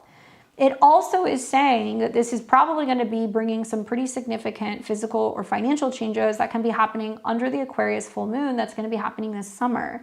So go and look at where the new solar eclipse was, then go and take a look at where the full moon is going to be somewhere around, I think it's going to be July. And that's when things are going to be starting to really kind of blossom for you. I just think with that Five of Cups is like not getting discouraged because you're not seeing results as fast as you want them or as soon as you want them.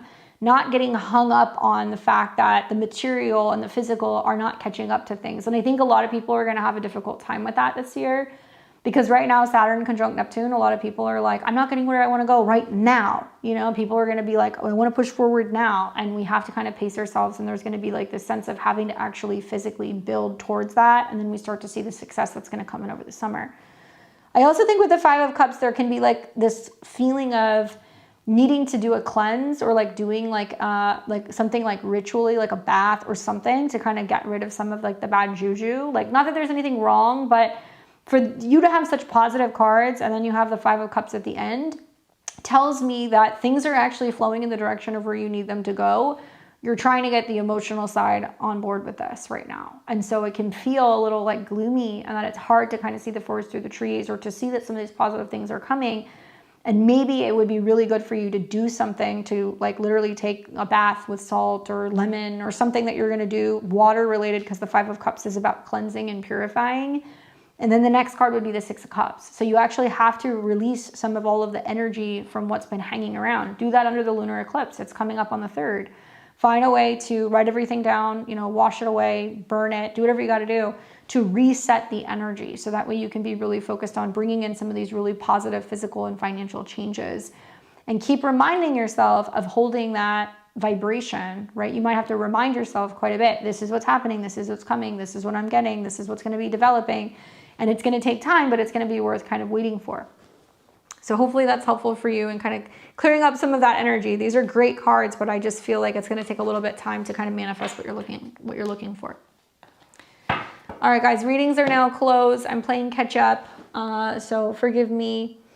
I've got, let's see. So we had Rosie. So if you hear your name, this means that I've got you, because I'm going in the order that I'm receiving them. So I've got Candace next, Matt V, Sophia, Adriana, Naya, Rachel, Miriam, Kimberly, and Amanda. So if you hear your name, I have you. Thank you guys for your patience. And then we have Diamond, we have Exalta that popped in there too. So I see you guys. And Candace. All right, Candace with a K. Let's see. So did you send your question? She says, hello, fellow Candace. Aquarius Sun, Taurus Moon, Gemini Rising. February 17th was my B-Day. Can you tell me about my career? When approximately starting or eminent domain will start on the country acquiring? Am I missing more of this? Let's see. Let's see. I'm trying to understand your question. There she is. So you had your birthday on the eclipse and you want to know what? When the starting of eminent domain will start on the country acquiring, and then it got cut off.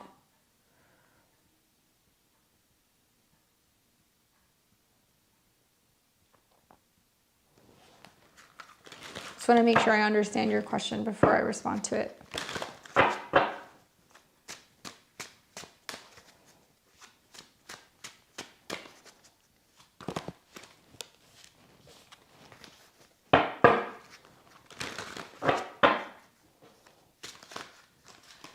All right, Candace, can you try to send me 2 messages? Oh. So you're trying to acquire land? I still don't understand your question. Can you be specific? Okay, so county acquiring land. So you want to know when there is going to be some acquisition of the land?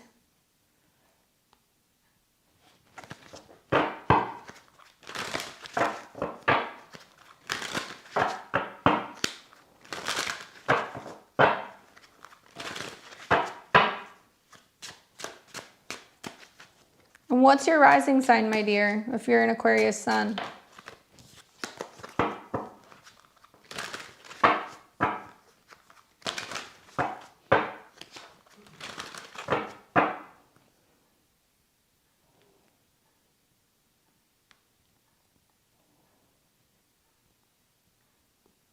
We just did Rosie's reading. All right, I'm going to do your reading. So if you want to send me a message in the chat. 1, 2, 3. So we've got Judgment, we've got 2 of Swords, and we have got the Knight of Cups. Not the county acquiring is eminent domain, my land, when the processing will start. Okay, so you're a Gemini rising. So number 1 is the Judgment card is coming up, so it's saying like the results are going to be pretty swift. You might be seeing something over like the better part of the next 2 weeks to 2 months. When the Judgment card comes up, it's saying like whatever is happening, it is going to happen. It's imminent. There is going to be some definitive change. Usually the Judgment card can be talking about some decision that's being made or something that's kind of coming up, and when it does, it means it's going to be definitive and like likely things aren't going to be changing. I also think about how if you're a Gemini rising, the moon rules your 2nd house of land, and you're getting ready to see a full moon lunar eclipse that's going to take place in your 4th house of home around the beginning of March. And then there's retrogrades that are happening in the 10th. So like some Gemini risings are going to be going back and forth with, government over land or taxes or things that are kind of connected to zoning or things that are connected to court decisions. But it does look like whatever is coming is going to be happening very soon. Usually when the Judgment card comes up, it's within a matter of weeks. The 2 of Swords is coming up, so it does talk about the stress and the back and forth and the anxiety as to when this thing is going to happen, when you're going to get that decision, when you're going to get clarity. It can also mean that there is like stress or like lack of communication or kind of like worry or lack of sleep that can be coming up. And it does talk about watching out for like missed deadlines, like missed contact, missing mail, missing phone calls, like somebody trying to communicate with you and going back and forth with you about this. And that there will be some miscommunication that is going to be kind of get resolved, or where you haven't felt like there has been good communication. Somebody's going to be circling back around and kind of giving you what they need to give you. So I would say anywhere from about 2 to 4 weeks is kind of when you're going to start to see some of these changes, not just because of the eclipses and the stuff that you're having, but because of what the cards are saying. You also have the Knight of Cups that's coming up. So it is saying that for you, there is going to be some kind of swift movement. It is going to be some emotional kind of stability and like feeling comforted and feeling secured, because at least you know what to plan on and you know what it is that you have to be kind of moving around or what you have to be acting on. She says, yes, they're already starting. I'm just waiting on the paperwork. So, I mean, when you do get that paperwork with the 2 of Swords coming up, I don't know the ins and outs of what it is that you're buying or what the process is like, but it might be a good idea to have a second set of eyes on it. Only because the 2 of Swords is like saying, like, if there's something you don't understand, or if there's something confusing, or if there is a bit of a delay or a back and forth, it might be helpful to have somebody else translate things for you, or have somebody else explain things to you, or make sure that everything is filed in the proper way, or that everything is like really clear and that you've read all the details. Especially knowing that there's going to be some retrogrades that are going to be happening, impacting, your chart in June and July of this year. So you want to make sure that everything is very clear, everything is very organized, you understand what you're getting, that things are going to process forward. And I would say probably when the Mercury retrograde is done, closer to like mid-March going into the beginning of April, that process should be complete. So that's really talking about a month from now. When the Knight of Cups comes up, it's saying you feel overjoyed and emotionally secure and a little bit more confident with whatever you've been trying to kind of tackle, and you feel like you can be either moving in or out of a space, or you can finally start taking action on building or doing the things that you want to do, or that the money is coming in if it's something that deals with like a sale. So about 2 to 4 weeks have somebody else look at it, but it is definitive and it's imminent. So whatever is going to be changing in terms of like the property decisions, it looks like in the end it's going to be something that's very rewarding, and you're going to feel good about that change that's kind of going on regarding that land or your living environment. So hopefully that's helpful for you. All right, so we have got, other than that, make sure I add my other two people in here. So we've got Matthew V, Sophia, and then Adriana. You guys are next. I was feeling April. Yeah, but you'll know for sure I would say by the end of March, when the retrograde's over, what the timeline is. And then, yeah, when you come out of the shadow in April, that's when it's done. But you need to make sure you catch any potential errors, because there's going to be a miscommunication that's going to need to get caught.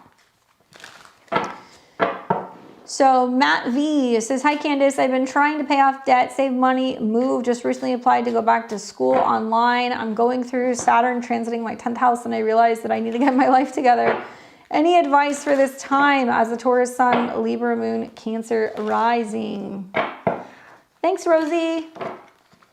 Well, that can be a little tricky, right? When you have like Saturn going through your 10th house and it's starting to kind of come into a square with your ascendant.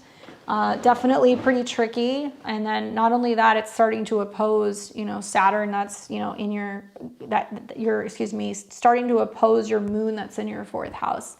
Yeah, Amanda, I got you. So think of it like this. It's going to create a mutable, it's going to create a cardinal square in your chart, depending on the degrees of where you have things.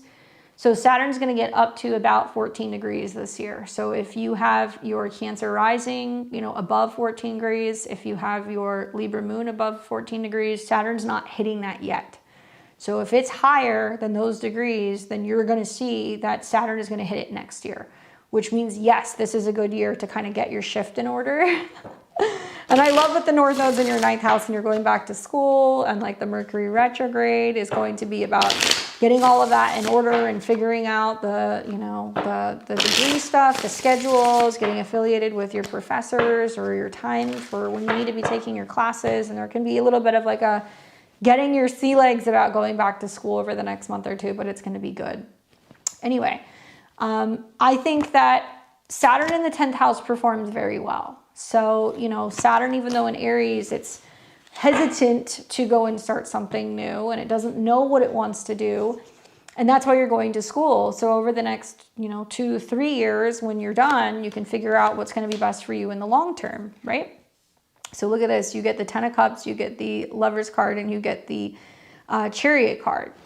I think that, the saving money and moving, I don't know where you moved, if you moved into a more affordable place, if you're living with family, or if you're living with like a roommate, or like people that feel like family, or just something that's closer to a family, or feeling like a little bit more homey. It's a good move. And like, unfortunately, Saturn makes us restrict things. So you're holding off on going and changing your career right now, because you're going to school, but Saturn is saying, hey, I still have to kind of work, or I still have a part-time job. Why? It's opposing your moon, so you can hold down having a home. Some of my Cancer risings have moved back home so that way they can go back to school and figure out their career. So that's another way that it's kind of manifested. I don't know if that was the case for you. But I think the 10 of Cups is saying you're making decisions that are smart, so that way you're not going to be feeling super emotionally burnt out doing something you don't like to do, and you're not going to be living in a location that you don't like. Then you have the Lovers card kind of coming up. So this means that you're having to make some hard decisions and some hard choices right now. And you're having to be like, is it going to be this or is it going to be that? I think that June and July is going to be a pretty big turning point for you, because that's the timelines for this, is June and July.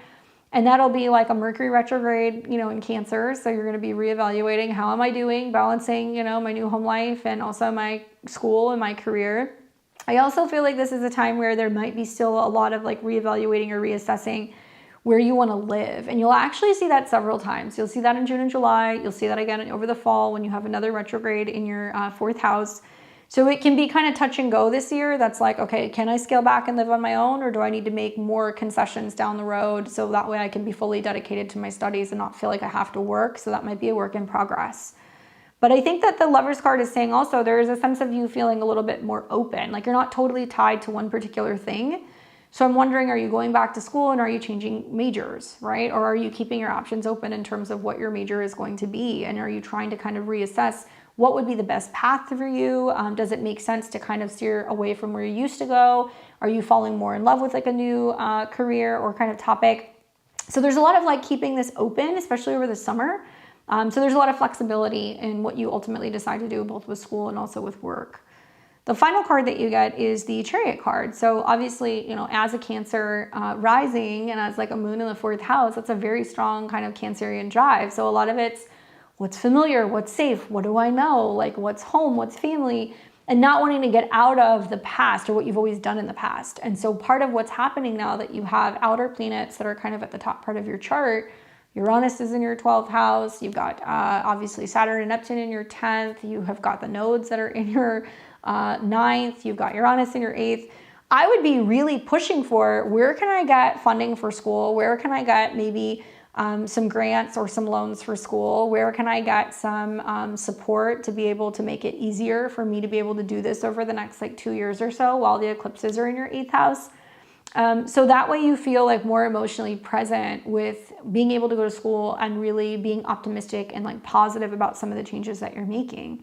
I see a lot of support from family in this. I think the Chariot card and also the 10 of Cups can mean that you have people who are like, hey, we have your back. If you're pivoting at this point, it's totally fine. It's okay. If you need anything or if you need us to step in some way, you're going to have people who are going to be offering that. And so don't feel like you have to do everything alone. I think sometimes when we have Saturn go into the 10th house, we feel that way.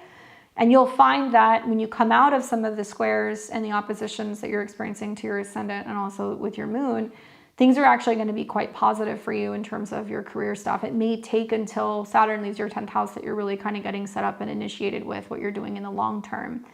I also think that all of these cards are very emotional. The 10 of Cups, the Chariot card, the Lovers card. Be open to the idea of making changes and don't be like critical or hard on yourself about the fact that you're feeling like maybe you're starting over at a later point, because it's saying that it brought you to this point because of where you were emotionally and you knew that something had to give. So lean into that. I think it's going to be positive. Part of that responsibility is also, Saturn rules your 7th house. So it's going to be your responsibility is, how I'm serving other people. And you might decide that you want to go into a career field that's going to be about management, working with people, supporting people in some way, shape, or form. And it can also mean that there could be more responsibility that's kind of on your shoulders when it comes to relationships at work. So hopefully that's helpful for you. All right, so we've got Sophia, and then we've got Adriana, and then we've got Naya, and then after that I'm going to the super chat. All right, Sophia says, hi, I really need a change in my life, and I'm wondering if I'm getting into a relationship or a new job in the next 6 months. I'm a Libra sun, Pisces moon, Scorpio rising, but I read it as Sag rising. Okay.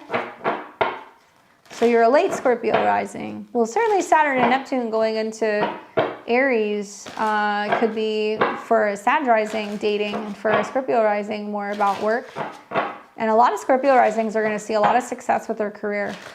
A lot of success with their career, because you're going to start seeing eclipses over the summer. So let's see. Do we see a relationship or some job changes on the horizon for Sophia? I get the 7 of Pentacles, the 3 of Wands, and the 7 of Cups. I always laugh when that comes up as like the final card. It's kind of similar to the High Priestess. It's like, well, I don't know. What do you think? The positive thing is that, and I think you'll see this, I'm a Placidus user too, but I will say that through and through, when planets ingress into new signs, you're going to feel it from your whole sign chart. So even though you're like, oh, Sag rising, Saturn, Neptune's going into my 5th, I'm supposed to be dating, I would be like, yeah, you can be dating, but there's going to be a delay. Also, it's going to be, really about finding fulfillment, creativity, and some kind of personal goal. But from a Scorpio rising whole sign perspective, Saturn and Neptune going into your 6th house is going to make you work your ass off. And even though it's not in your 6th house, it will pick up that energy. So you're having to work hard, be independent, be more physically active when it comes to your schedule, your routine, work, and also making playtime. So you'll see a little bit of both. I think that that's very much the Seven of Pentacles. Like if I had to pick a card for my Scorpio risings, I'd be like, it's Seven of Pentacles. When you think about this card, you have to really decide where you're going to plant your seeds. And if you don't plant decent seeds, if you don't have good soil, if you're not kind of pulling the weeds and tending to things and like laboring, the sixth house is about labor, you're not going to eat. So you're going into this situation being like, okay, something needs to change. I don't know what it's going to be, but I need to figure out if there's going to be a change in my love life or my career. And I would say practice being very mindful of where you're actually planting your seeds, right? And so Aries in the sixth house, whole sign, is okay, when it comes to my health, I have to manage that. When it comes to work, I have to work at it every day. When it comes to your physical kind of activity, you have to work out. And it's about being more of a me mindset, less about other people. So it's not going to be very relational unless you've got some outer planet that's making positive aspects to your natal Venus, then you'll see relationship stuff come in. That could be with work or relationships though. This is not saying it's one way or the other. It's just where is your time being best spent? Where are you going to have the most yielded results? Because if you've been feeling like there's been a lot of hoping for relationships and it hasn't been going anywhere, you might feel like you've been stalling and not being as kind of focused on your career or focused on yourself. Three of Wands comes up, which is basically saying it's not like, is it going to come? The change is already happening. You've already made up your mind and you're like, I'm off to the next thing. I'm ready to kind of initiate some of these changes. I'm willing to do some things I haven't done before. And some advice I would give you for your chart would be, number one, that Mercury retrograde coming up in your fifth house is wonderful. Sure, you might hear from an ex or something, but I mean, this is about being like, I'm getting back into the dating game, but I'm doing dating differently. I'm maybe choosing different people, or I'm trying to meet people in different ways. When Mercury retrogrades, it's going to meet with Venus, which means it's a solid time over the next 6 weeks to potentially meet someone.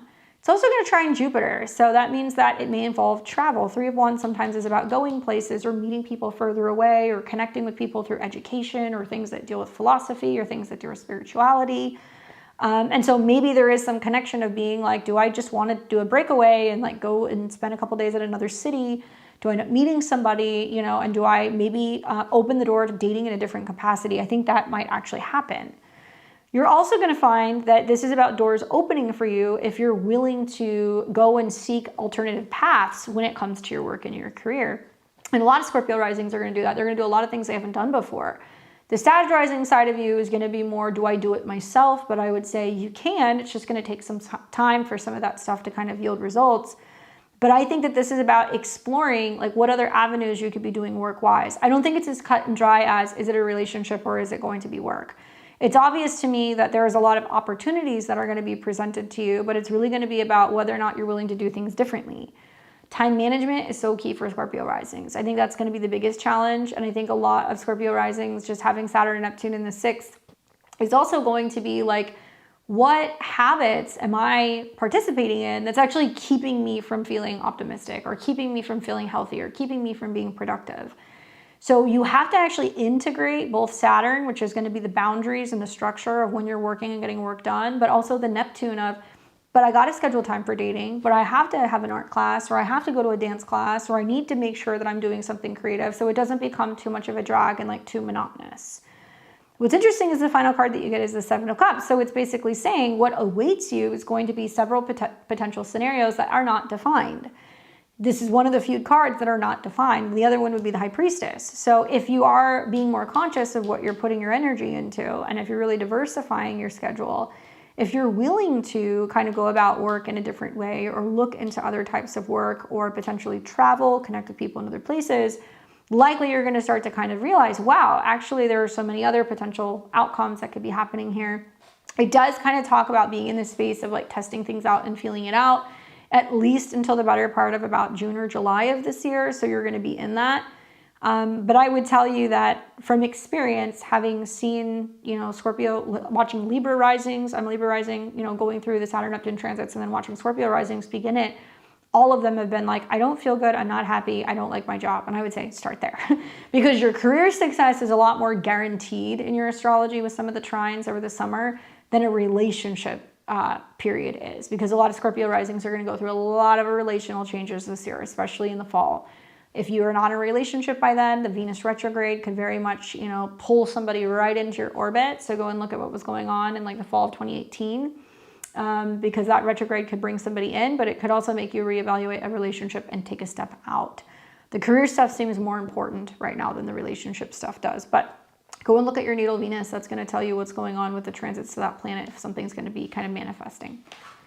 Get out of the box. Do things differently is what I would say, because it looks like it's going to be an adventure.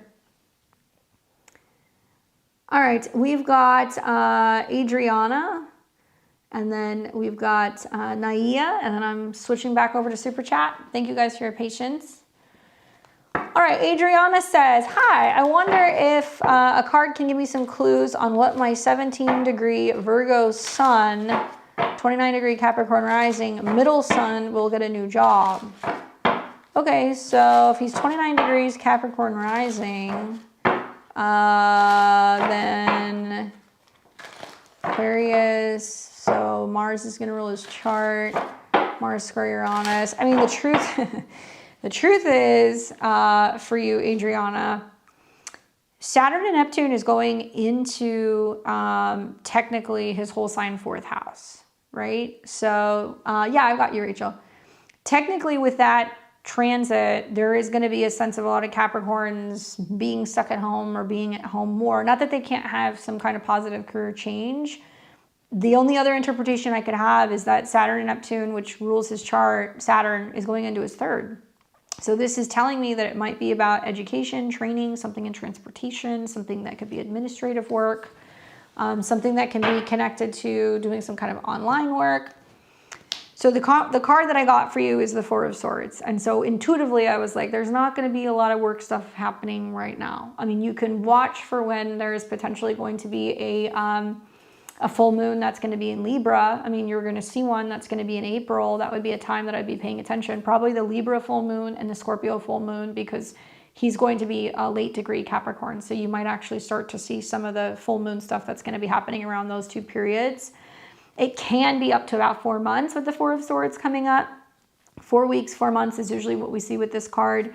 But the 4 of Swords is a card of burnt out, lost, feeling like they're giving up, not entirely sure where they're going to go, not really sure what to do. This is a card more of waiting and receiving. So it can mean if he's going through the process of interviewing, he's waiting for callbacks, or he's waiting for people to be receptive to him or get back to him or talk to him about doing that stuff. But I really feel like, depending on how old he is, you know, with the transits going through the 3rd house, literally it can mean that he's having to pick up the phone, call people and be like, hey, I'm following back up on the interview. Like, he having to be assertive with his communication with work. Saturn is work. It could also mean that he could get a local job, but for the immediate next month, this is a card that's saying that you're probably not going to see much. You might see more closer to those 2 full moons that are going to be in April and May. Also, this is saying that he's feeling maybe a little down or a little kind of burnt out, not from work, but feeling like, man, I keep trying and I'm not making any headway. And when this card comes up, really the advice is just rest, just wait. Don't feel like you have to push it. It's one thing to go and send out resumes, but don't be beating yourself up over it. And that there is going to be something that's going to change. But unfortunately, the next card is the 5 of Swords. So it means that there can be a lot of conflict and there can be some things that could be happening. If he's feeling that pressure, he can be kind of reactionary. If you're kind of on his case, okay, so did you find anything today? What's going on? What happened? Did you connect with anyone? What's going to be happening? And he can get a little edgy. So be mindful of that, and know that probably at some point around those 2 time periods, you're going to see a change. But now it's a period of just waiting and seeing. Hopefully that's helpful. I'm hearing from so many people. The South Node in Virgo is why is it taking so long to get hired? What's the what's the hang up? When am I going to get hired? And we're going to see a lot of job change, good and bad, over the next couple of months with these eclipses in Virgo. A lot of people are seeing it's almost impossible to get hired right now. It's really difficult. All right, so we've got, after Adriana, we've got Naya. And then I'm going to go to the Super Chat people, and then I'm going to come back to Rachel. Naya says, I'm a Virgo rising and a hairstylist. I'm working in a salon, and that suddenly closed down at the end of January. I was kind of pushed off the ledge to establish my own brand, and I'm now a salon suite owner. It happened fast, exciting and scary being by myself. Guidance. Not surprised. I mean, good for you for being able to kind of scramble and get on your feet and make it happen. That was inevitable. I mean, that was going to happen because of the eclipses that were coming up. So like last fall, there was a solar eclipse that happened in Virgo. And that solar eclipse, you know, obviously it opposed Saturn and Neptune, you know, so that was your 7th house. So what you did not see coming was that there was going to be a sudden disappearing act in a relationship, you know, or with clients or with your, you know, business partnership. And it was like, boom, it was going to come in basically around this time. So it sounds like you picked up on it a little bit early. In early March, there's going to be another eclipse, okay? And that's a full moon lunar eclipse. So it may mean that you're kind of getting restabilized after the eclipse of having to move and having to get situated. But you might really feel like you're getting into the full swing of things, like by the time you're getting to the beginning of March. She says, I love your videos and I'm a Cancer Sun, Leo Moon. I'm concerned about affording this suite while I build clients. I mean, you probably will not see something change in your work department because you're a Virgo rising unless you have like a retrograde that's going to be in your 6th. Like if it depends on what degree your rising sign is, but it's possible that there is a change going on with partnerships or clients during the retrograde and end of February into March. So my advice would be run specials, focus on ads, post a lot of content, a lot of media, because Mercury retrograde going through the 7th is a lot of promoting yourself, and it might also be people finding their way back to you. Yeah, so it's going to be in your 7th. So it might be a good idea to, you know, I don't know what happened with the salon owners or what took place, or if there's any way of like being able to post something to like let people know in the community, hey, like this place closed, you can find me here. Do a lot of like introduction videos. So I would be like going on your socials and being like, hi, you know, my name's, you know, so-and-so, this is what I'm doing. This is where you can find me. I'm offering, you know, this special for new clients or for referrals. And you'll probably see with the retrograde, it can actually bring in a lot of people, especially like in like mid-March, and it can really help you like improve it all. She is ill. I'm sorry to hear that. That's Saturn and Neptune. They're ill. Anyway, so let's see what the cards can kind of tell you about all of this happening. Good things. You get the 10 of Cups. I mean, arguably one of the best cards you could have pulled, right? So it's like the sense of being like, all right, well, the rug got pulled out from underneath me and I'm having to scramble to do everything by myself. And yes, you're having to be, you know, responsible for paying for a suite, but I actually feel like this tells me, even though it's small, it may have the room or the space to include other people. So I don't know if it's one chair, I don't know if there's like 2 chairs or there's a few different places, or, you know, if you're not working there every day, you could potentially say, hey, I would be open to the idea of like letting somebody come in and see clients twice a week and work in my space to help me cover the cost. But it's saying it's actually going to be really good for you, like emotionally. You're going to be in a better environment. You're going to have control of your environment. Yes, it feels like it's like a bit of like an uphill battle right now, but I think at the end of the day, this is actually going to be quite positive for you. I know a lot of my Virgo risings are still going to see a lot of changes that are going to be happening with work, and that will be definitely happening over the summer. So you'll see like April through July with some of the Uranus transits. You know, it might be working with another person. It might also be expanding your business. You don't know. But I think that the 10 of Cups is saying that you're going to feel like you can create your own community, and you're going to have that better sense of connection. You're going to feel a lot safer, and like I think you're going to feel a lot happier in the process. Also, the eclipse, you know, kind of being connected to your 6th house is also really speaking to the fact that you were going to go into a new office space, and that was on February 17th. So the fact that it all happened very quickly, right, brought you to having to make that sudden shift. But I think it's going to be good, and I think that you're going to see, especially over like the next year, that it's going to probably be very, very beneficial for you emotionally and financially, because you're going to feel a lot more solid and a lot more secure. So focus on the excitement. The excitement is good because it's going to allow you to really kind of level up with your career. Hopefully that was helpful for you.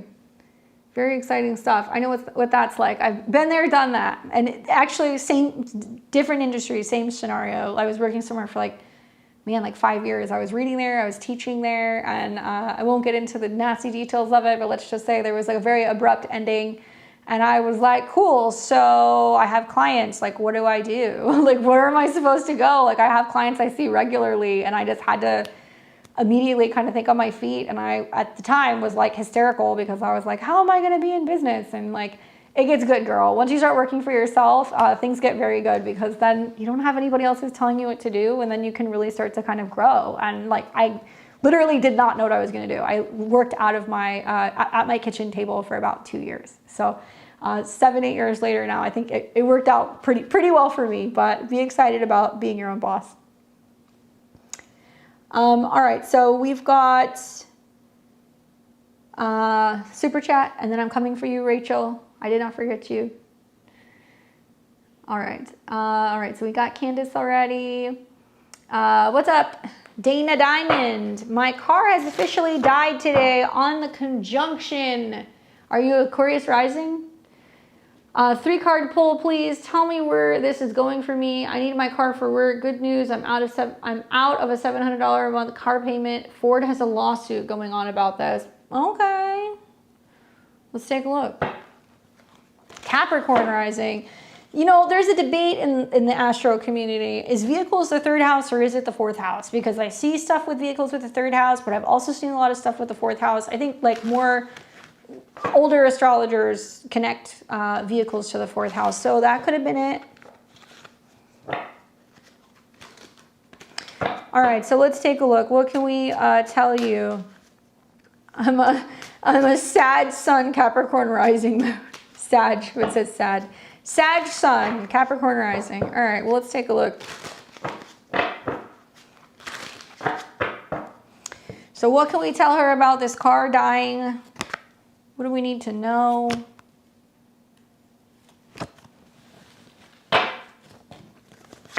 Three of Swords, Ace of Wands, Seven of Wands. Okay, so like right now you're like, oh shit, what's gonna happen? Like, okay, I can't really see my way out of this. You might be dealing with some stuff for like 2 weeks where like transportation is kind of in limbo. That's the truth.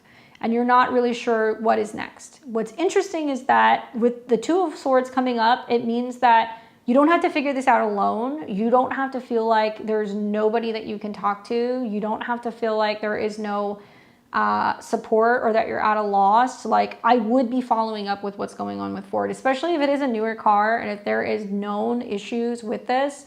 Did you talk to the dealership? Because this is not something you should just overlook. It's also not something that you should just go and pay out of pocket to fix. I know you need your car, but like it is imperative that you talk to somebody before you go and fix it, because it's saying you're not supposed to be intervening with the situation right now. And surprise, you know, obviously you're Capricorn rising, so now Saturn and Neptune is going into your 4th house and you're like, I'm stuck at home. I need to get out of my house. I need to go to work. How am I supposed to do what I need to do? And like, if depending on the degree, if you're a leader Capricorn rising and the Saturn Neptune conjunction is in your 3rd, hell yeah, I mean, your car died. And sometimes that means that we have to take a ride share. We have to take public transportation. We have to get a bike. We have to walk to work, like things we don't want to do. She says, I've been stuck in the house for the last 2 weeks and 1 week with the flu, the next of a car breakdown. Welcome to the life of Saturn Neptune in the 4th house. I know what that's like. There is always something that's going to be trying to pull you back at home. And so even though it gets annoying when you get sick or your car breaks down, Saturn is trying to keep your ass at home. That's what's going on, because it's trying to get you to deal with something emotionally. It's trying to get you to rethink about where you're living or what's going on with your private life or your family situation. She says, I need to file a claim with Ford. Yep, I've been stuck in the house. I have a good supporting partner who's going to let me use their car. They're going to share. Okay, so, you know, listen, don't fight the Saturn Neptune stuff. You are going to see, especially around the 3rd week of March, could potentially be there's a new car, that there's a solution, that something is going to kind of get worked out, or they're going to be able to give you a reimbursement or something that's going to get fixed. Sometimes when they have those recalls, they'll be like, bring it into a dealership. We will fix it. We will cover it because it's been recalled. That may happen. The other thing is that the Ace of Wands is saying like, you're going to get moving again. And so sometimes when you have the Saturn Neptune conjunction in your 4th house, it feels like an anchor and you can't get out. Open up the blinds and the windows, let the light in. Don't be sick and hanging around depressed. Literally, you need to bring warmth and you need to bring light into your space. I don't care if you're lighting candles, you're opening windows. I don't care if you're changing lighting. Bring reds and other things into the house, because that's going to help bring vitality so that way you're not feeling depressed.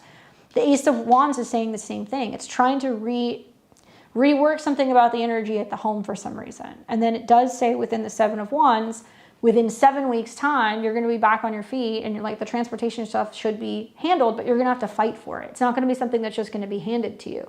You're literally going to have to be like, this is not okay. I filed a claim. I'm following up. What's going on? Like, I'm out of a car and I'm having to pay for, you know, like this car payment. I know you're saying you don't have to pay the car payment right now, or that you're I don't know if you said you're out of it if you're not paying it, but like, that sucks. I would be on the phone talking to somebody because it looks like if you're fighting it and you're pushing back, being like, you either need to take this car back in or you guys need to pay to fix it or you need to reimburse me, but like, this is not okay. If you fight for it, you're going to end up getting what you need and then some. But you have to not be willing to back down. 7 of Wands is like you're standing on your kind of your mountain and you're pushing back, being like, no, you guys are going to do this. You don't feel like you're getting backed into a situation where you just have to eat the bill or you have to just deal with it. I've been changing the house, lighting candles, opening the windows, sitting on my deck every day. Yeah, so doing that stuff will help. But I think also when Mars gets into your 4th house, it's going to be showing you that you're like, actually, I need to do this around the house, or I need to make this change, or I need to make that change, or like realizing like, man, I spend so much time working for this place and I'm never even here. I don't really get to enjoy it. Like, I want to be home more. You know, that's also what will happen with the transit. Yep, that definitely sounds like the Sagittarius that you're willing to push back. And even for Sagittariuses, the eclipse was in Aquarius, right? 3 signs from your sun. So, I mean, you got a double dose of, oh, you're going to stay home and you're going to have some car-related challenges. Bummer, but it does look like you're going to be able to get this resolved within like the next 7 weeks or so. Thank God that you have somebody that can help you. And yeah, sometimes the 4th house stuff is difficult, but it'll help you get a lot of things done around the house. That's the positive. The more that you deal with the emotional side of stuff, then it's like the spell is broken and then you're not stuck at home. Your North Node's in Aquarius too, so there you go. So, I mean, it's going to be about expenses relating to or revolving around cars, right? Expenses, 2nd house, and then the eclipse, 3rd house from your sun. Bummer. I remember when I was going through those eclipses, I was stuck at home. It wasn't, I was stuck, I mean, it was COVID, but you know, Saturn, Neptune was in my 4th house and I was stuck at home. And then when I had when I had the eclipses that was in my 2nd tied to my 3rd, I had like 2 car accidents in like 6 months. It was horrible. So I'm glad you're okay. Nothing happened with that broken down car. Thank you. All right, so we've got Miss Exalta Tarot. Just playing catch up on these comments here. 29 degrees Pisces ascendant, 25 degree Gemini moon, 28 degree Virgo sun. Damn, are you glad that the mutable squares and conjunctions are about over? You just got to get through the Mercury retrograde. You'll be fine. Oops, I also want to leave a shop I read at. All right, let me give you your one question. Was it anything specific? Miriam, I have Rachel and then you. So you're about 3 readings away. Thanks for your patience. It's a busy night, guys. Busy night. All right, let's see what I can tell Miss Exalta Tarot. One card. As a 29 degree Pisces rising, you're going to be so stoked now that like the retrograde is going to clear in the next month. Oh, letting it all go. You get the you get the 10 of Wands. There is no 11 of Wands. The 10 of Wands, so completion of cycle.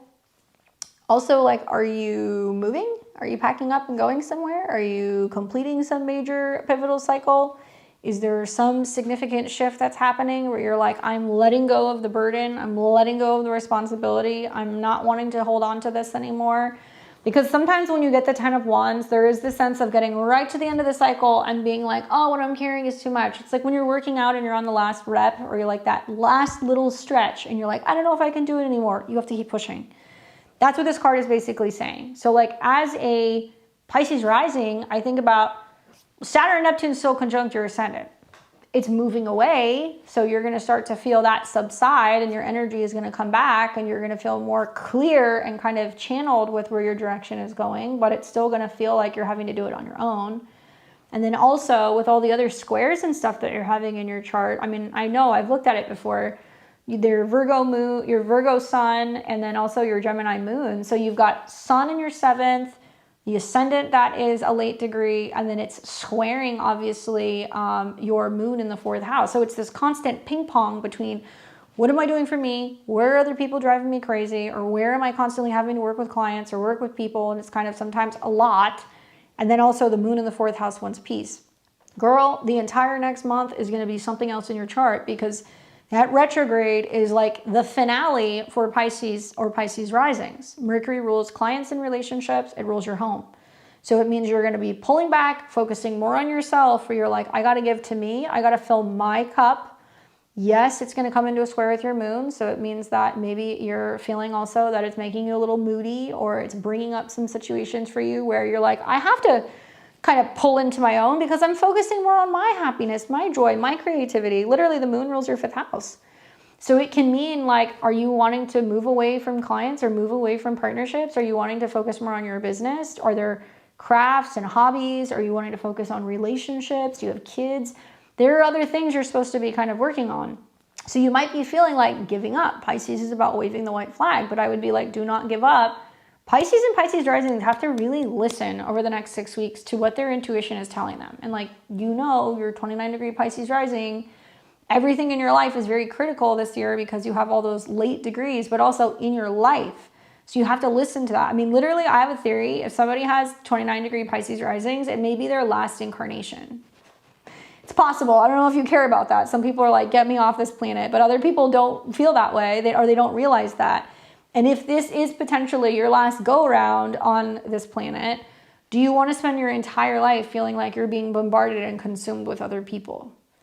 Right? So that Mercury retrograde is going to be saying to you, nope, pull into the relationship with yourself, or start thinking for yourself, or prioritizing things that are going to be your business, your joy, your happiness, your fun. And all those Mercury transits are going to trine Jupiter in your 5th house.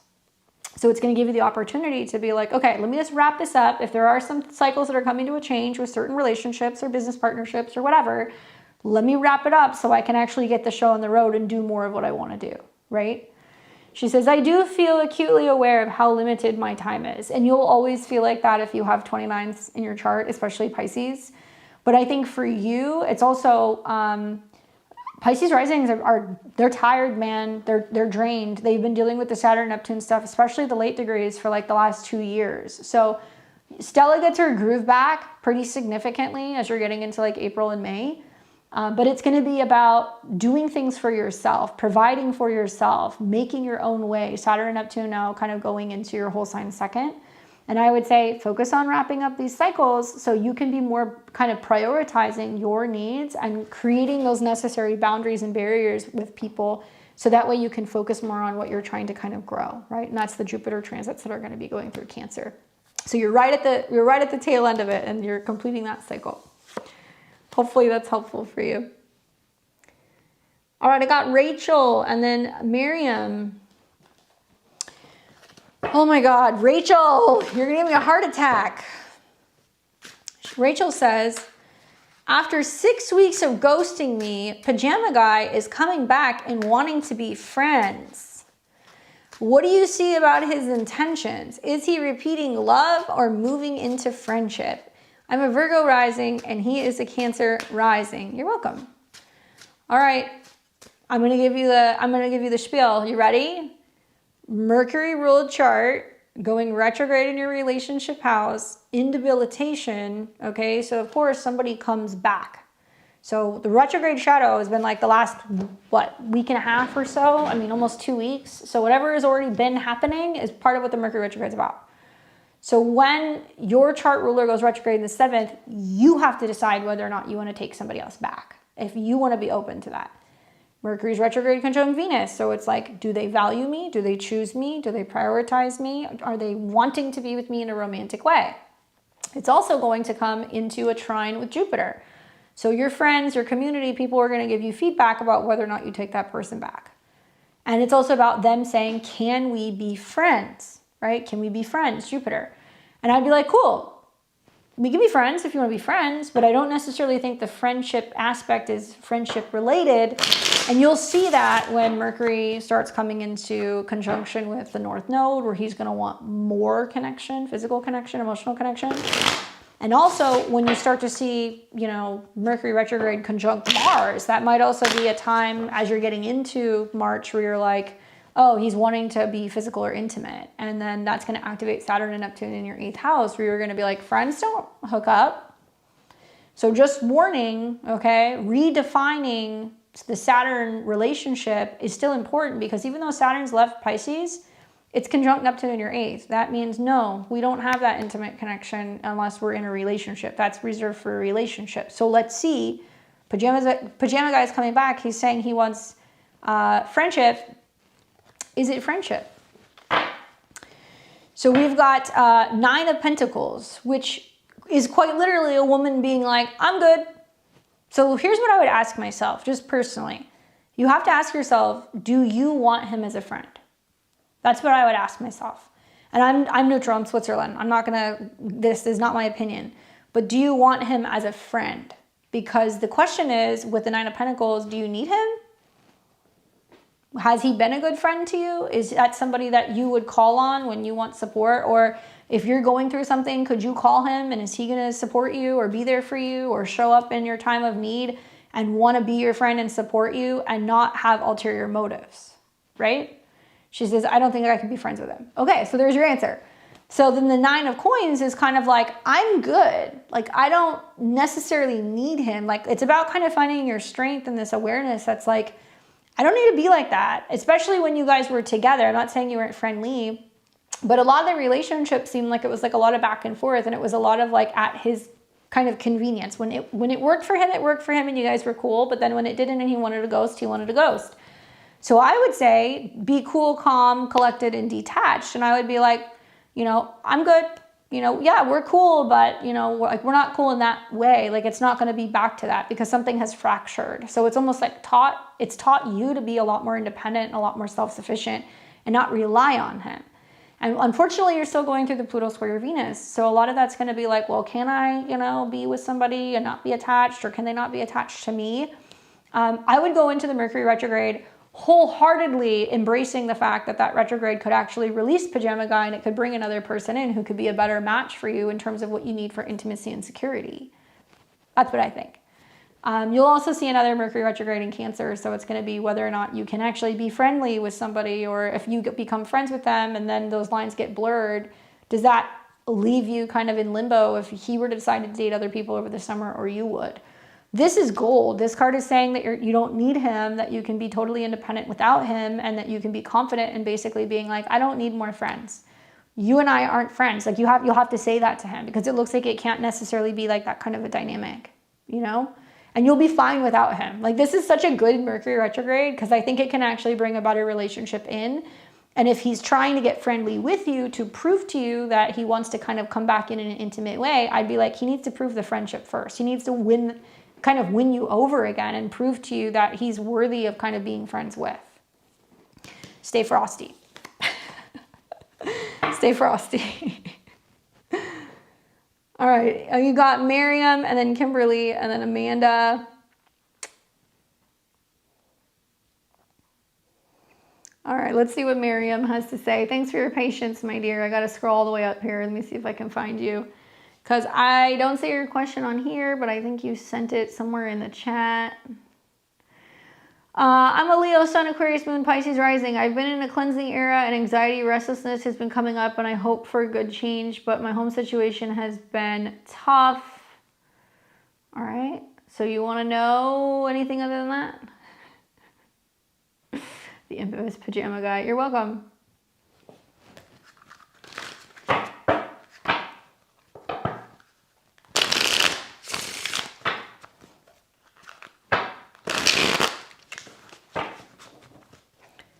So let's see what we can tell Miriam about her cleansing era.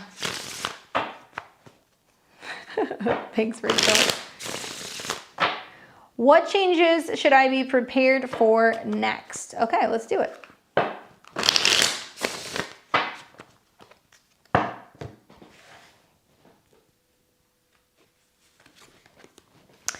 Couldn't have picked a better card. What's up, Katie? So 10 of coins, and I really feel like I think that the rising signs that are going to do very, very, very well over the next couple of weeks is, you would be one of them, the Pisces risings. Pisces risings are totally spinning out. I'm getting like several emails from my Pisces rising clients today. You guys have to understand that Pisces is the conclusion and the completion, right? So this represents something that's getting cycled out. And the North Node is still in Pisces. So clearly you're having to focus more on yourself, and it's taking away from relationship dynamics. There's a lot of kind of stress and changes going on emotionally with like home and family with some of the Uranus transits. But if you prioritize yourself, and if you're listening to your gut, if you're paying attention to your health and your habits, what your intuition is telling you, where you're feeling called to suddenly segue away from certain relationships or change direction with family or home or situations involving, emotional connections, you will find the way. Really, happiness is the key because all these planets are coming into a trine with Jupiter. Jupiter in your 5th house is true love, children, creativity, self-expression, self-employment, and anything that's going to bring you joy. So like you have to be very selfish right now, especially during the retrogrades over your kind of like north node. Mercury is going to come into conjunction. Really good time for Pisces and Pisces risings to work with a therapist, an astrologer, a hypnotherapist, some kind of coach of some kind, because Mercury represents these people to come in and kind of help you in some way, right? Or listening to like grounding meditations or guided meditations if that's not something you can do. But I say this because the 10 of coins comes up, which is saying you're going to get everything you want. You're just spinning out because you can't see the path of getting there. Like intuitively, you're like, I feel like this is supposed to be better than this, or this situation is supposed to be better, or this isn't what's supposed to be happening. And I think for a lot of Pisces risings, they're going to realize where they thought their relationships were going, where they thought their home and their family life were going are completely different than where they thought they were going to be. And some of you guys are going, I thought this was going to be a forever relationship. It's not. I thought I was going to love living here. I don't, or I thought I was going to be able to manage the family situation. I want to be free of it. And it's going to allow you over the next several months as Uranus goes into the 4th house to emotionally detach from old outdated ways of being. And that can be emotionally relating, dealing with your family, where you're living. You're also going to see still a lot of changing dynamics with relationships, especially around the beginning of March. And also around the beginning of 2027, because there's going to be some retrogrades there. So I almost kind of feel like for you, if you're still trying to figure out what's going on with relationship land, if there are relationships, whether you're trying to get into one, trying to get out of one, you're not sure where you stand, put that on the back burner. That's not important right now. What's most important is your emotional, mental, and physical well-being. And that's what you need to deal with. And really what it's saying is you're investing in some of your long-term plans. Well, those things can't happen unless you're solid. So Pisces risings need to really prioritize getting grounded and listening to their own needs and putting themselves first for once. By doing so, it's going to allow you to really kind of integrate some of these things more so over the summertime. And then you'll be more willing to make some pretty dramatic changes when it comes to relationships with other people later in the year. 10 of coins is long-term goals, wealth, stability, reassurance, comfort, and also better health, better habits, things that are also connected to long-term success within your career. So it looks like you're trying to make decisions that are going to make you happy in the long term, not just feeling you're just kind of struggling to get by and you're having to make sacrifices just to stay alive or just to, stay kind of afloat. You're not doing that anymore. Now you're getting to the root issues of, okay, well, this isn't making me happy. I'm going to do something about it, right? So it does look like all is well that ends well.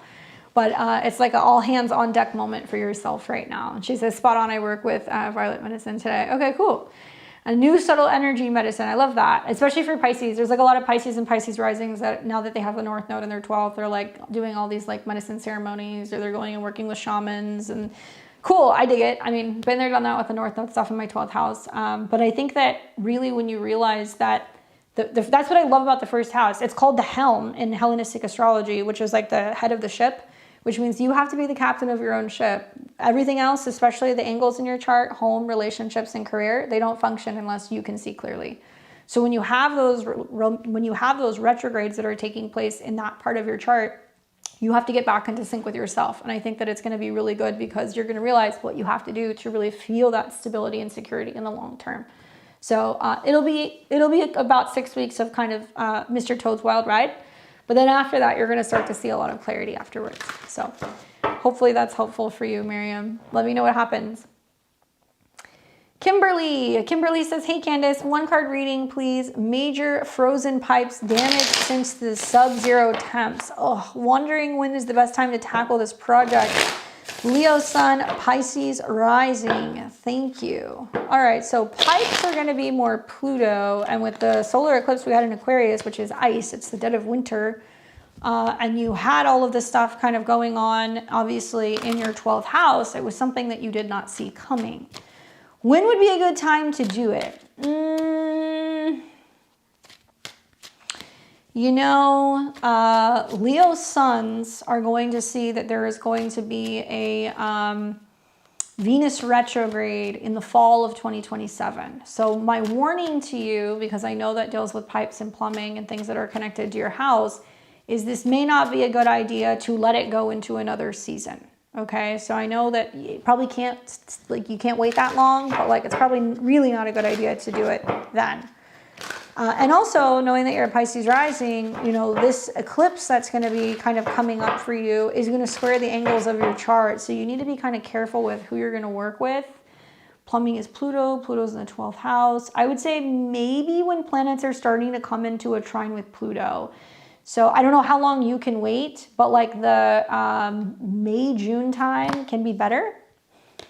Give me something better than that. Even Seven of Cups is coming up. It's like, I don't know. Yeah, so at minimum, here's the deal. You're going to have to probably wait like several weeks. So I don't know if you can or cannot wait that long.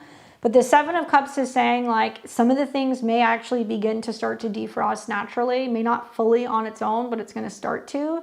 And it's saying hold off on trying to spend a bunch of money to do that right now. That if you can wait about 4 weeks, you might actually start to see some things are going to start to kind of flush a little bit in defrost. And also it's saying really be cautious and be choosy with who you decide to work with because of the financial kind of like involvement. Four of Coins is like, look for a deal. Don't pay for a rush service. Don't feel like you have to be getting sold on things that you don't necessarily need. It can mean people try to kind of sell you on, you know, some things for your pipes that you don't necessarily need. It might be a good idea to get like a few like people to come out and take a look at it and get like a quote and then be trying to kind of compare and just doing the bare minimum. But there can be other things that can happen over the fall. So I'm wondering if there's going to be like a preventative thing that you can put through the system before the winter comes so it can kind of help prevent some of the issues with things freezing over. Because a lot of Leos are going to see problems with their pipes this next fall going into winter. So, I mean, you know, sub-zero temperatures, that's absolutely insane. Yeah, 4 weeks. It's going to take about 4 weeks for you to be able to do that. And you're not even going to see the full extent of it. And so that's the other thing is like the Seven of Cups makes you feel like they're not going to see everything. So I wonder if you're going to work with a specialist who's going to be like, hey, we're going to actually send a light or we're going to send a camera into the drains or we're going to, if we can't physically get in there, we're going to go and get visual to see, you know, how bad the damage is, what's blocked, what's potentially wrong. And so we can see everything. And you want somebody who's going to have as much proof, photos, visibility. They can give you verification of like what's actually wrong rather than just paying a company to go out there and like fix it and then them charging you for something that may not necessarily be what you need. So I'm sorry to hear that you're dealing with that. That's a major bummer, but it sounds to me like the eclipse is what kind of came out of nowhere. And the sun rules your 6th house as service. So the sun is going to be coming into conjunction with Mercury. So right around the Cazimi, I would say. I can't remember exactly when that is. But right around the Mercury Cazimi in Pisces is probably going to be a good time to get it looked at and get some clarity about how to fix it. So let me give you that date really quick. But this is saying at minimum, it's going to be about 4 weeks. So 1, 2, 3. So I think you'll get some good clarity on how to fix this. And it's when the moon's in Scorpio, so it's going to trine. So it's going to be right around March 7th and March 8th. Those are good days because there's good aspects in the skies for getting clarity around pipe stuff. Okay? Man, that's a bummer. I'm sorry to hear that. All right, we've got Amanda. What's up, Amanda? Thank you for your patience. Let me pull this card. And for those of you guys who are still watching, please give me a thumbs up and like the stream. Don't forget to subscribe to the channel so you guys can see more of my videos. I'm always here on Friday nights doing lives, but I'm also here on Tuesdays, Thursdays, and Sundays. All right, so let's take a look. Amanda says, hey girl, it's me, the 29-degree Virgo rising. The last few months have been rough, and I'm still getting over the cheating, Sag rising, Cancer sun. Can you pull me 3 cards and let me know what I need to know and or do? Thank you. Well, you got it. Let's take a look here. What can we tell Amanda about where she's at with this process of healing after that cheating Sag? What advice can you give her, or what does she need to do? Oh my God. This is probably the worst combination I could have pulled for you, girl. Literally. I want to put these cards back in the deck. guys who read tarot are looking at this and they're like, Six of Cups, Seven of Swords, Two of Cups. So how interesting is it to see so many positive relationship cards that deal with reconnection, relationship, collaboration, reconciliation, sandwiched between a really difficult kind of trifling Seven of Swords, which can talk about cheating, stealing, dishonesty, manipulation, not being direct and honest with you. This is one of those situations that I would love to hear other people's interpretation, because I don't know how you spin this, but I'm going to do my best. In the past, we've got the Six of Cups. So this can mean that there was good times, there was sweet times, there was a lot of love and togetherness and joy and connection, and there is this feeling of we're supposed to be together, or we're going to find our way back together, or, you know, we are connected on a soul level. And it can also mean that there is a sense of innocence, but there's also a sense of ignorance is bliss. Like, you know, you're so focused on the connection and the togetherness that you are not even aware of some of the things that can be kind of going on, and you don't really care because there is this sense of trust and innocence within the relationship. And maybe that is what made the discovery of him not being honest with you so heartbreaking, because you didn't see it coming. You got blindsided. Second card, you get the Seven of Swords. So that's the right now card. So that means that at the moment, you're still learning to trust yourself. You're still learning to trust other people.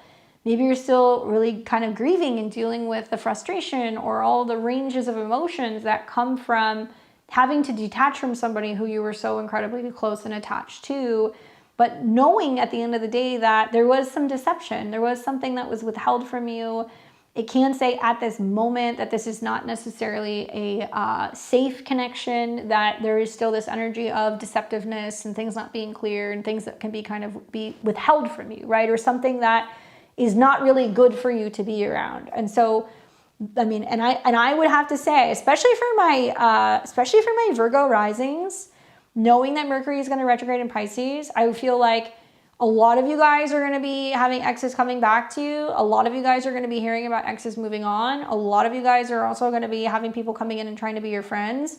Wish them well, because Mercury is trining Jupiter. Wish them well and fire away, right? Because there is this sense of, if you release them during the retrograde, it's clearing the karmic kind of blockages, and it's allowing somebody else to come in. And blessings in disguise, looking at what's being removed from your life rather than being like, why me?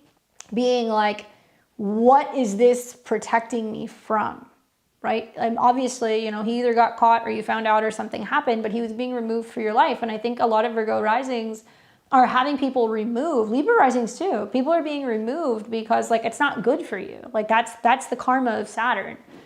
So he's not safe right now. Just want to make that very, very, very clear. Then we've got the Two of Cups, which can be seen as a very, I mean, this is the relationship card. So this is the card that indicates there is a connection coming, there is a relationship coming. This can mean that there is a union. This can mean that somebody asked you out for dinner, for drinks. Specifically over like the next 2 to 6 weeks is what I would be really looking at. And this is directly kind of connected to Scorpio energies. This is connected to kind of Pisces energies. So it can indicate that watching when the moon's going through Pisces or Scorpio, that might potentially light something up. Or you could possibly see that there's a new person that comes into your life, and it makes you realize, like, oh, of course I had to clear all of this stuff up because there was somebody new who had to show up and show me what it means to, like, love again or trust again or be with someone again. Had this been reversed, and had I had the Two of Cups here and the Six of Cups here, it'd be a very different reading. I'd be like, yeah, you guys were together, he was dishonest, but you're going to reconnect with him. And that's not how I'm reading it. You were together, there was this, deception, and then the Two of Cups is saying there is a relationship opportunity coming in. I would have to tell you, like, for Virgo risings, wherever there's family gatherings, wherever there's parties, wherever there's friend dinners or barbecues or get-togethers, or friends are inviting you over, or they want to set you up with somebody, or they want you to meet somebody, you go, because Jupiter is going to trine Mercury. Your friends are also going to give you a lot of good advice about dating and relationships too. So they're not going to let you fall back into old relationship patterns and habits. But it is very likely during this period you can kind of trade that heavy baggage and that karma of being like, oh, I've been hurt, I've been kind of deceived. And there might be somebody who comes in that's just like, hey, let me love you, right? And you're really going to see it after this particular retrograde. And now that Saturn and Neptune is leaving your 7th house whole sign too, But watch some of the relationship energy that's going to kind of get kicked up. I would say probably about as early as April. So hopefully that's helpful for you, Amanda. It looks like you have something to look forward to. Had those cards been swapped, I don't know if I would have been able to say that, but you know. All right, guys. Well, that was fun. Thank you for hanging out with me on a Friday night. I'm always here on Fridays at 6 o'clock p.m. Central Time. That's 4 p.m. on the West Coast and 7 p.m. on the East Coast. We will be posting the link on my community tab probably like on Wednesday or Thursday of this week for the lunar eclipse readings in Virgo. So like last week when we did the solar eclipse readings, like we shut it down before we even went live. So keep an eye, make sure you're subscribed. If you guys want to get in there and get a reading for that, you can sign up in the queue early next week when we post the link. Don't forget to check out my website below at beyondtheveiltarot.com. I teach how to read tarot. I've got beginners tarot courses and astrology courses. I also have some really cool tarot bags and some astro calendars. And while you guys are on my website, sign up for my newsletter. I won't spam you. So you can kind of stay up to date with some of the new projects and things that I'm going to be putting out over the next couple of months. I hope you guys enjoy your Friday and your weekend, and I'll see you back here on Sunday for the astro weather. Take care.